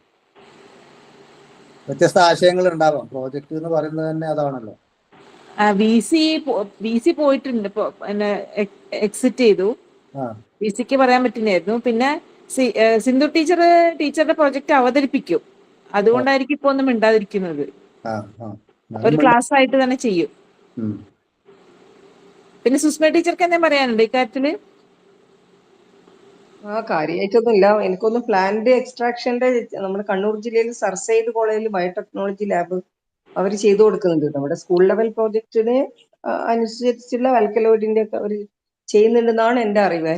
പലരും അവിടെ നിന്ന് ചെയ്യുന്നുണ്ട്. അതിന്റെ ഈ എക്സ്ട്രാക്ട് എടുത്ത് പ്യൂരിഫൈ ചെയ്ത് അതിന്റെ സ്ട്രക്ചർ എലൂസിനേഷൻ നടക്കുന്നുണ്ടോ? അതല്ല ഒരു പക്ഷെ ഏത് ആൽക്കലോയിഡ് ആണെന്നുള്ളത് ഐഡന്റിഫൈ ചെയ്യാൻ പറ്റും. നമുക്ക് ഏതാണെന്നുള്ള പേര് കിട്ടുമല്ലോ, ചെയ്യാൻ പറ്റും. ഒരു അങ്ങനെ അത്ര വരെ അതിന്റെ അപ്പുറത്തേക്ക് സ്ട്രക്ചറിലോട്ടൊന്നും പോകണ്ട. സ്കൂൾ ലെവലിന് അത്ര വേണ്ടല്ലോ. വേണ്ട. പിന്നെ ഏതാണ് ഏതിന്റെ ആൽക്കലോയിഡിന്റെ സാന്നിധ്യമാണ് ഉള്ളത്, എന്താണ്, അങ്ങനെ ആ ടൈപ്പിലേക്ക് ഒരുപാട് സ്കൂളുകൾ അങ്ങനെ അവിടെ പോയി ചെയ്യുന്നുണ്ട്. എനിക്കറിയുന്ന ഒരു മാഷൊക്കെ സ്ഥിരം അവിടെ നിന്ന് ചെയ്യുന്നുണ്ട്. ഇപ്പൊ ഉദാഹരണത്തിന് പിന്നെ മച്ചിൻതോൽ എന്ന് പറഞ്ഞ സാധനമില്ലേ, മച്ചിൻതോലിന്റെ എന്തുകൊണ്ടാണ് മച്ചിൻതോലിന് എന്തുകൊണ്ടാണ് ചെതലിനെ പ്രതിരോധിക്കാനുള്ള കഴിവുണ്ട് എന്നുള്ള അതിന്റെ ഒരു ഘടകത്തെ ഒക്കെ അനലൈസ് ചെയ്തിട്ടുണ്ടായിരുന്നു. അതെ, എന്നിട്ട് ആ ഘടകത്തെ ഐസൊലേറ്റ് ചെയ്ത് അത് ചെതലിനെ ചെറുക്കുന്നു എന്ന് കണ്ടെത്തുന്നുണ്ടോ? അങ്ങനെയാണ് ഒരു പ്രോജക്റ്റ് വന്നത്. അതിന്റെ ഡീറ്റെയിൽസ് എനിക്ക് അറിയില്ല സർ. കെവിയിലത്തെ ഷൈനി മാഡം ഉണ്ട് ഇതിനകത്ത്. ഷൈനി ടീച്ചർ ഒരുപാട് പ്രൊജക്ടുകൾ ഇതില് ദേശീയ തലത്തിലെല്ലാം പോയതാണ്. എൻ്റെ മോളൊക്കെ ടീച്ചറിന്റെ സ്റ്റുഡൻ്റ് ആയിട്ട് പോയതാണ്. ടീച്ചറിന് എന്തെങ്കിലും കോൺട്രിബ്യൂട്ട് ചെയ്യാൻ പറ്റുമെങ്കിൽ ഈ വിഷയത്തിൽ?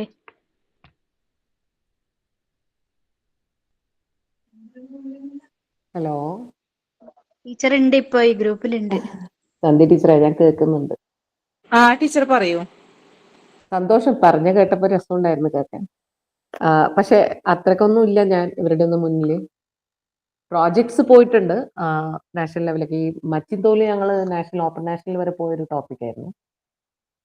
അക്രോസ്റ്റിക്കത്തിൽ ചെയ്ത വർക്ക് അത് പണ്ട് മറ്റേ ചെതലിന് അഗെയിൻസ്റ്റ് പഴയ ആൾക്കാർ ഉപയോഗിച്ചു എന്ന് പറഞ്ഞത്. അപ്പൊ അതിന് ഷെയ്ഡിലായിരുന്നു അതിനെ ഡ്രൈ ചെയ്തത്. ആ ലീവ്സ് പഴയ ആൾക്കാർ വെയിലത്തിട്ടിട്ടല്ലായിരുന്നു. കാരണം അതിൽ വോളറ്റൈൽ കോമ്പൗണ്ട്സിനാണ് ഇതിന്റെ റോള് എന്നുള്ളൊരു നിഗമനത്തിൽ എത്താൻ പറ്റി ഞങ്ങൾക്ക്. അങ്ങനെ എൻ്റെ സസൈഡ് കോളേജിൽ ശ്രീജന്റെ ഹെൽപ്പില്ല, ശ്രീജ മാഡം അറിയായിരിക്കുമല്ലോ, ശ്രീജ ഞങ്ങൾക്ക് എല്ലാം എക്സ്ട്രാക്ഷൻ എല്ലാം ഹെൽപ്പ് ചെയ്തത്. പിന്നെ പയ്യന്നൂരിലെ സ്വരൻ സാറ്, അങ്ങനെ കുറെ ആളുടെ ഹെൽപ്പിൽ അത് മുന്നോട്ട് പോയി. അത് ടെർമൈറ്റ് മാത്രമല്ല, ചെതല് മാത്രമായിരുന്നില്ല, വേറെയും പല ഇൻസെക്ട്സിനും എഗെയിൻസ്റ്റ് ആന്റി ഇൻസെക്റ്റ് ആയിട്ട് നമുക്ക് പ്രൂവ് ചെയ്യാൻ പറ്റിയിരുന്നു. വീടുകളിലൊക്കെ കാണുന്ന, നോർമലായിട്ട് വീടുകളിൽ കാണുന്ന ചില ഇൻസെക്ട്സ് ഇതിന്റെ ഈ എക്സ്ട്രാക്ട് റെപ്പല്ലൻ്റ് ആയിട്ട് പ്രൂവ് ചെയ്യാൻ പറ്റിയിരുന്നു. ഓപ്പൺ നാഷണൽസിൽ പ്രസന്റേഷനെ പറ്റിയുള്ളൂ, മീൻസ് സെലക്ഷൻ ഒന്നും കിട്ടിയില്ലായിരുന്നു. അതങ്ങനെ ഒന്ന് ചെയ്തിട്ടുണ്ടായിരുന്നു, പക്ഷെ അതിന്റെ ഫർദർ മുന്നോട്ട് പോകാൻ പറ്റിയിട്ടില്ല. അത് മച്ചിൻതോല് പറഞ്ഞുകൊണ്ട് മാത്രമേ ഞാൻ പറഞ്ഞു. ഇത്തവണ അത് കുറച്ചും കൂടെ ഒന്ന് നന്നാക്കി എടുത്തിട്ട് പോയാലോ? പോണമെന്ന് താല്പര്യമുണ്ട്. സ്കൂള് മാറി, കുട്ടികൾ മാറി. അപ്പോൾ ചെയ്ത കുട്ടികൾ തന്നെ നമുക്ക് കിട്ടുവാണെങ്കിൽ അത് കുറച്ച് ഈസിയാണ്. കാരണം അവര് നമ്മളൊരു മോർ ദാൻ 6 months ഒക്കെ വർക്ക് ചെയ്ത് ഒരുപാട് ചെയ്യുമ്പോൾ അവർക്ക് ഇപ്പൊ ഇനി ഒരു പുതിയ സെറ്റ് വരുമ്പോൾ ഗ്രാസ് റൂട്ട് ലെവലിൽ നിന്ന് പറഞ്ഞ് മനസ്സിലാക്കി കൊണ്ടുവരണം. അപ്പോൾ ഞാൻ KV പയ്യന്നൂരാ ഉണ്ടായിരുന്നേ. അവിടെ സന്ധ്യ ടീച്ചറെ മോളെ പോലെയൊക്കെയുള്ള വെൽ എഫിഷ്യൻ്റ് ആയിട്ടുള്ള കുട്ടികൾ കിട്ടുമായിരുന്നു, പാരന്റ് സപ്പോർട്ടും ഉണ്ടായിരുന്നു. ഇപ്പൊ ഞാൻ KV നീലേശ്വരത്താണ്. അപ്പൊ അവിടെ ഐ ഡോണ്ട് നോ എത്രത്തോളം പ്രാവർത്തികമാവുന്നു. പിന്നെ നമ്മളൊരു ടോപ്പിക്ക് ചെയ്ത് കഴിയുമ്പോൾ നമ്മൾ പിന്നെയും വേറെ പല ടോപ്പിക്കിലേക്കല്ലേ നമ്മുടെ മനസ്സ് പോകുന്നത്. അപ്പൊ ഇപ്പൊ അക്രോസ്റ്റിക്കം മാറി വേറെ ഏതെങ്കിലും ഒരു ഏരിയയിലേക്ക് പോകാനെന്നുള്ള താല്പര്യം ഉള്ളത്. അക്രോസ്റ്റിക്കത്തിലും സ്റ്റഡി ചെയ്യാം. പറഞ്ഞുകൊണ്ടൊരു സന്തോഷം. നോക്കാം.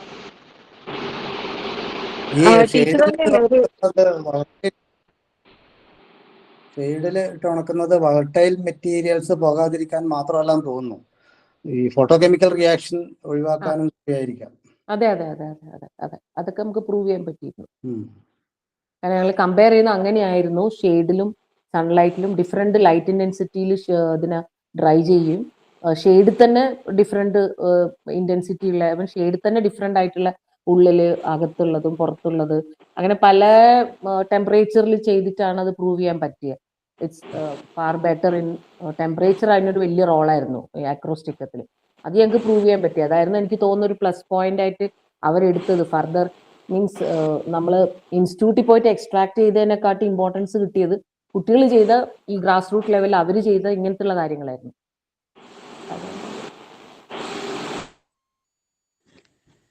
അതിന്റെ ഒരു എക്സ്റ്റൻഷൻ ആയിട്ട് ഷൈനി ടീച്ചർ മോളെ കൊണ്ട് ചെയ്യുമ്പോൾ ഞാനും കൂടെ ഉണ്ടായിരുന്നു. അതിന്റെ ഒരു എക്സ്റ്റൻഷൻ ആയിട്ട് ഇതിന്റെ എക്സ്ട്രാക്ട് എടുത്തിട്ട് അതിൽ ബാക്ടീരിയൽ ഗ്രോത്തിനെ എങ്ങനെ അത് കൺട്രോൾ ചെയ്യുന്നു നോക്കാൻ ചെയ്തപ്പോൾ ഗുരുദേവ് കോളേജിൽ നിന്നാണ് ചെയ്തത്. മൈക്രോബയോളജി ലാബിൽ വെച്ച് ചെയ്തപ്പോൾ ഇതിന്റെ എക്സ്ട്രാക്ട് ഏത് സോൾവെന്റിൽ എടുത്തതാണെന്ന് ഇപ്പോൾ ഓർമ്മയില്ല, ബാക്ടീരിയൽ ഗ്രോത്ത് നല്ലോണം കുറക്കുന്നതായിട്ട് കണ്ടെത്തിയിട്ടുണ്ട്. അതായത് ഇതിന് ആന്റി ബാക്ടീരിയൽ ആക്ടിവിറ്റി ഉണ്ട് എന്നും മനസ്സിലായിട്ടുണ്ടായിരുന്നു.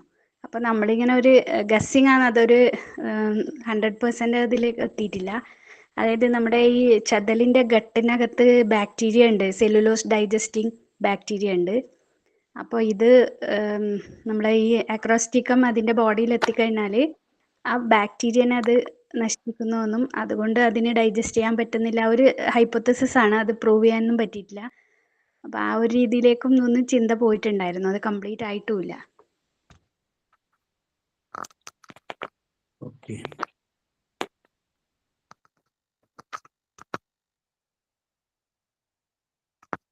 അതുപോലെ ഞങ്ങൾ ഓപ്പൺ നാഷണൽസിൽ പോയാൽ വേറൊരെണ്ണം ആകസ്മികമായിട്ട് ഞങ്ങൾക്ക് കിട്ടിയായിരുന്നു, ടെർമറിക് ലീഫും മോസ്കിറ്റോ റെപ്പല്ലന്റ് എന്നുള്ള. മോസ്കിറ്റോ ഒരു സാധാരണ ഒരു ലെവലിൽ തുടങ്ങിയൊരു പ്രോജക്റ്റ് ആയിരുന്നു. How to control the mosquito എന്ന് പറഞ്ഞ് ചെയ്ത് അത് സ്റ്റഡി ചെയ്യുന്ന കുട്ടികൾ സന്ധ്യാസമയത്ത് അതുമായിട്ട് പഠിക്കാൻ വേണ്ടിയിട്ട് ഒരു ഫീൽഡിൽ പോയപ്പോൾ അവിടെ മൊത്തം ഈ മഞ്ഞളിന്റെ ഇലയിലുള്ള ഒരു ഏരിയ ആയിരുന്നു. അവിടെ അവരെ ഒറ്റ കൊതുകും കടിച്ചില്ല. അന്നേരം ആ കുട്ടിക്ക് ഒരു എന്തോ ഒരു തോന്നി, ഇതിലെന്തോ റോൾ ഉണ്ട്. പിന്നെ മഞ്ഞളുടെ അടിതൊട്ട് മുടി വരെ എല്ലാ സാധനവും എടുത്ത് അരച്ച് കലക്കി ഒഴിച്ച് നമ്മൾ കുറെ എക്സ്പെരിമെന്റ് നടത്തിയപ്പോൾ ലീഫിന് മോസ്കിറ്റോ റെപ്പല്ലന്റ് നേച്ചർ ഉണ്ട് എന്ന് ഫൈൻഡ് ഔട്ട് ചെയ്യാൻ പറ്റി. അത് ഇതുപോലെ ഒരു ഓപ്പൺ നാഷണൽസിൽ പോയിട്ട് ഫസ്റ്റ് 25 വന്നൊരു പ്രോജക്റ്റാണ്. നല്ലൊരു പ്രോജക്റ്റ് ചെയ്യാൻ പറ്റിയിരുന്നു. മിക്കവാറും സയൻസ് കോൺഗ്രസിൽ നമ്മൾ പോകുമ്പോൾ നമ്മൾ കരുതിക്കൂട്ടി ചെയ്യുന്നൊന്നും ചിലപ്പോൾ എത്താറില്ല. അല്ലാത്ത ചിലത് ആക്സിഡന്റലായിട്ട് നമുക്ക് ചില റിസൾട്ടൊക്കെ കിട്ടുമ്പോഴാണ് മുന്നോട്ട് പോകാൻ പറ്റുന്നത്.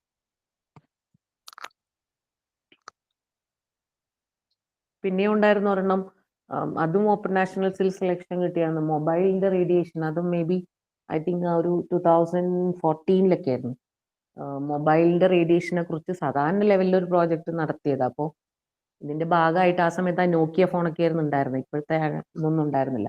അപ്പോൾ 2-3-4 കുട്ടികൾ മൊബൈൽ കൊണ്ടുവന്ന് അതിന്റെ ചുറ്റുമൊക്കെ ഇങ്ങനെ ചെറുപയരൊക്കെ വളർത്തി ഇങ്ങനെ ഒരു സാധാരണ ലെവലിൽ ഇത് ചെയ്തുകൊണ്ടിരിക്കുമ്പോൾ എൻ്റെ ഫോണ് കാണുന്നില്ല. അപ്പൊ റിങ് ചെയ്തിട്ടൊന്നും ഫോൺ എടുക്കുന്നില്ല. അപ്പൊ റിങ് ചെയ്ത് ഫോൺ എടുക്കാത്തപ്പോഴാണ് ഫർദർ എവിടെ പോയി എന്ന് എല്ലാവരും ഇങ്ങനെ ടെൻസ് ചെയ്ത് നിൽക്കുമ്പോൾ ഫുഡ്, കുട്ടികൾ അന്ന് കൊണ്ടുവന്ന ഫുഡ് ഈ ടിൻ ഫോയിൽ കവർ ചെയ്ത ഒരു ബിരിയാണി എന്തോ ഓർഡർ ചെയ്തായിരുന്നു. അപ്പൊ ഈ ടിൻ ഫോയിൽ ഉണ്ടായിരുന്നു, ആ ടിൻ ഫോയിലിന്റെ ഇടയിലായിരുന്നു എൻ്റെ മൊബൈൽ ഇരുന്നത്. അപ്പൊ അവിടെ മൊബൈലിൽ റിങ് പോകുന്നില്ല. അപ്പോൾ നമുക്ക് അന്ന് ആ സമയത്ത് നമുക്ക് കിട്ടിയൊരു സൊല്യൂഷൻ ആയിരുന്നു, ഇമ്മീഡിയറ്റ്ലി ഞങ്ങൾ ടിൻ ഫോയിലിനെ കൊണ്ട് മൊബൈൽ മൊത്തം കവർ ചെയ്യുമ്പം we are not able to call. അങ്ങനെ ഞങ്ങളുടെ അവിടെ സൊല്യൂഷൻ പെട്ടെന്ന് വരുവാണ്. വീടുകളിൽ മൊബൈൽ സോക്കറ്റ്സ് ഉണ്ടാക്കാനും കുട്ടികളിൽ നിന്ന് റേഡിയേഷൻ ഒഴിവാക്കാൻ വേണ്ടി ടിൻ ഫോയിൽ കൊണ്ട് മൊബൈൽ കവർ ചെയ്താൽ മതി എന്ന് കാണിച്ച് അത് സക്സസ്ഫുൾ ആയിട്ട് മുന്നോട്ട് വരെ പോയി. ഓപ്പൺ നാഷണൽസ് വരെ പോയിരുന്നു. ക്ലാസ് 8 കുട്ടികൾ അന്നേരം ചെയ്ത, ഇപ്പൊ അവരൊക്കെ വലിയ വലിയ കുട്ടികളായി. അവിടെ എന്ന് വെച്ചാൽ പ്രസന്റേഷന്റെ ടൈമിലും ചെയ്തത്, ഈ പ്രസന്റ് ചെയ്ത കുട്ടി ടിൻ ഫോയിൽ കയ്യിലെടുത്തുകൊണ്ട് പോയിട്ട് അവിടെ ഇരുന്ന ജഡ്ജസിനോട് kindly give your mobile phone എന്ന് പറഞ്ഞ് അത് കവർ ചെയ്ത് ഒരു ഫോണിൽ നിന്ന് മറ്റേ ഫോണിലേക്ക് വിളിക്കുമായിരുന്നു. അപ്പൊ പിന്നെ അവിടെ എക്സ്പ്ലനേഷന്റെ ആവശ്യം വന്നിട്ടില്ലായിരുന്നു, ഒരു എക്സ്പെരിമെന്റിന്റെ ആവശ്യമില്ല. ഇമ്മീഡിയറ്റ്ലി അവർക്ക് തന്നെ അത് മനസ്സിലാവും, ആ പ്രോജക്റ്റ് സെലക്ട് ആയി. ചിലതൊക്കെ നമ്മൾ ആക്സിഡന്റലി നമ്മൾ എന്താ പറയുക, നമ്മൾ ചെയ്യുമ്പോൾ ഏതോ ഒരു തേർഡ് പവർ എന്താ പറയണ്ടേ, ചില സൊല്യൂഷൻസ് ഒക്കെ കിട്ടാറുണ്ട്. ആ അതന്നെ അതന്നെ. ഇതൊന്നും നമ്മൾ സയന്റിസ്റ്റ് ആയിട്ട് പറയുന്നല്ല, നമ്മളെ ചെറിയ ചെറിയ കുഞ്ഞ് എഫേർട്ടാണ് ഞാൻ പറഞ്ഞത്. പക്ഷെ സയൻസ് കോൺഗ്രസ് എന്ന് പറയുന്ന ഇതാണ്, നമ്മൾ സിൻസിയർ ആയിട്ട് ഒരു കാര്യം ചെയ്യുക, കുഞ്ഞു ഫൈൻഡ് ഔട്ട് ആയിരിക്കും, ഫൈൻഡിങ്സ് ആണ്. അതാണ് മുന്നോട്ട് പോകുന്നത്. അല്ലാതെ നമ്മൾ വലിയ ലെവലിലൊക്കെ എടുത്താൽ അത് റിജക്റ്റ് ആയിട്ട് തന്നെ വരും. കുട്ടികളെ തലേന്ന് തന്നെ വരണം അതിന്റെ സൊല്യൂഷൻ. നമുക്ക് ഹെൽപ്പ് ചെയ്യാം, പക്ഷെ സൊല്യൂഷൻസ് എന്ന് പറയുന്നത് അവരും കൂടി ഇൻവോൾവ് ആയിട്ടില്ലെങ്കിൽ കിട്ടൂല. സന്ധ്യ ടീച്ചറെ മോളൊക്കെ ഉണ്ടായിരുന്ന ഇതേപോലെ, അവളിപ്പം ജർമ്മനിയിൽ MSc ചെയ്യുക, മാനസികമായിരുന്നു ലീഡർ. അവര് ചെയ്തൊരു പ്രോജക്റ്റ് ആയിരുന്നു തെയ്യത്തിനെ കുറിച്ചുണ്ടായിരുന്നത്. വളരെ എൻജോയ് ചെയ്തൊരു പ്രോജക്റ്റ് ആയിരുന്നു അത്. അതെന്ന് വെച്ചാൽ പണ്ട് ഈ കുട്ടികൾ ഉണ്ടാവാത്തവർക്ക് 42 ദിവസം 41 ദിവസമൊക്കെ പൂജ നടത്തിയിട്ട് അവർക്ക് ഉണ്ടാവും. അപ്പോഴത്തെ പ്രത്യേകതരം പിന്നെ അവർക്ക് കൊടുക്കും 3 നേരം പ്രസാദമായിട്ട്. അപ്പോൾ അത് is it right or wrong എന്നറിയാൻ വേണ്ടി 90-95 വയസ്സുള്ള തെയ്യം കലാകാരന്മാരുടെ അടുത്തൊക്കെ പോയി അവരുടെ ഇത് എന്താണ് ആ ഔഷധക്കൂട്ട് ഉപയോഗിച്ചതെന്നും പ്രസാദം കണ്ടുപിടിച്ച് അതിന്റെ ഒരു 10-50 എണ്ണം ഉണ്ടായിരുന്നു. അത് മുഴുവൻ കുട്ടികൾക്ക് നടന്ന് കണ്ടുപിടിച്ച് അതിന്റെ പൊടിയൊക്കെ ഉണ്ടാക്കി. എന്നിട്ട് അത് പക്ഷെ മനുഷ്യനിൽ നമുക്ക് ചെയ്യാൻ പറ്റില്ലല്ലോ. അപ്പൊ ചെയ്തെന്ന് വെച്ചാൽ കോഴികളിലായിരുന്നു. കോഴികളെ 2 സെറ്റാക്കി ആയിട്ട് അത് തീറ്റ കൊടുത്ത് ഒന്നിൽ ഇതും മറ്റേല്ലെങ്കിൽ അപ്പം, എന്നിട്ട് അതിന്റെ ഹോർമോണൽ ടെസ്റ്റ് അതും നമുക്ക് ബുദ്ധിമുട്ടായിരുന്നു. കോഴിയുടെ ഒന്നും ബ്ലഡ് ആരും സമ്മതിക്കില്ല. അവസാനം ഞങ്ങൾക്ക് അറിയുന്ന ഗൈനക്കോളജിസ്റ്റ് ഉണ്ടായിരുന്നു സാറ്, ഒരു മനുഷ്യന്റെ പേര് പറഞ്ഞ് സാറിന്റെ ഒരു പേഴ്സണൽ ഇതിൽ പയ്യന്നൂർ ലാബിലേക്ക് ഇപ്പോഴും ഓർമ്മയുണ്ട്. കുട്ടികൾ ഞങ്ങൾ കൂടി ഓടുന്നത്, കാരണം എത്രയോ സെക്കൻഡ്സിനുള്ളിൽ അവേഴ്സിനുള്ളിൽ എത്തിച്ചില്ലെങ്കിൽ അത് ക്ലോട്ടായി പോവും. അങ്ങനെ റിസൾട്ട് കിട്ടുകയും അതിൽ ആ ഹോർമോണൽ വേരിയേഷൻ വന്നിട്ട് അതാണ് അതിന്റെ റീസൺ എന്നുള്ള നമുക്ക് പ്രൂവ് ചെയ്യാൻ പറ്റി. ആ പഴയ കാലത്ത് നടന്ന സാധനത്തിന്റെ ആ സയന്റിഫിക് ബാക്ക്ഗ്രൗണ്ട് ചെയ്യാൻ പറ്റി. സന്ധ്യ ടീച്ചർ മോളായിരുന്നു അതിന്റെ ലീഡർ. കുറച്ച് ടോപ്പിക് ഒക്കെ ചെയ്യാൻ പറ്റി. ചിലതൊക്കെ നമുക്ക് നല്ലൊരു ഇൻട്രസ്റ്റ് ആണ് ചെയ്തു വരുമ്പോ. നല്ല വർക്കാണ്. ഷൈൻ ടീച്ചർ ഒരുപാട് വർക്ക് ചെയ്തിട്ടുണ്ട്. അതിന്റെ ടീച്ചർ ഒരു ക്ലാസ് വെക്കണം. ഷൈനി ടീച്ചർ ഒരു ക്ലാസ് നമുക്ക് വേണം. ഒരുപാട് എക്സ്പീരിയൻസ്. ഇല്ല, അത് ഞാൻ പറഞ്ഞല്ലോ, ഞാന് അതിലൊന്നുമില്ല. അതിന്റെ പുറകില് സുസ്മിത ടീച്ചർ അടക്കം, സിന്ധു ടീച്ചർ അടക്കം, സന്ധ്യ ടീച്ചർ, പത്മനാഭ മാഷ്, സ്വരൻ സാറ്, ശ്രീജ ടീച്ചർ, ഇങ്ങനെയുള്ള ആൾക്കാരൊക്കെ ജീവനോടെ ഉണ്ടായിരുന്നില്ലെങ്കിൽ ഞാൻ എന്റെ പ്രോജക്റ്റ് ഒക്കെ വട്ടപൂജയായിരുന്നു. എനിക്കൊന്നും അറിയില്ല. ഞാൻ വിളിക്കും, ഞാൻ ഫോൺ ചെയ്യുമ്പോൾ തന്നെ സ്വരൻ സാറായാലും ശ്രീജ ടീച്ചറായാലും പറയും, ഓ കോൺഗ്രസ് തുടങ്ങി അല്ലേന്ന് പറയും. ഐ ഡിസ്റ്റർബ് ദം, അത്ര തന്നെ, നത്തിങ് എൽസ്. ഷൈനിന്റെ ഒരു സെഷൻ എന്തായാലും വേണം. ഷൈനി എനിക്ക് ഡൗട്ട് ക്ലിയർ ചെയ്യാൻ എന്തായാലും സെഷൻ വേണം.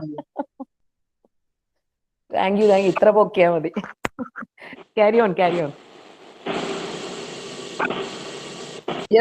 നോട്ട് പൊക്കൽ.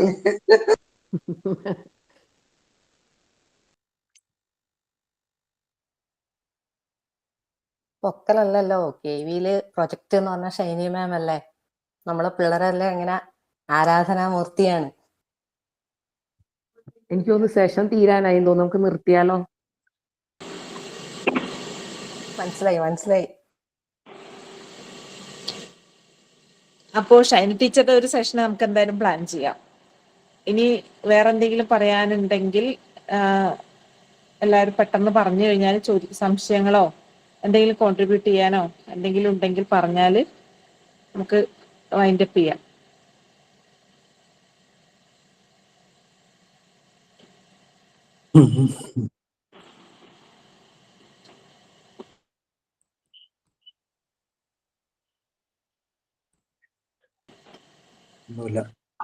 മാഷ എന്നാ പിന്നെ നിർത്താലോ അല്ലേ?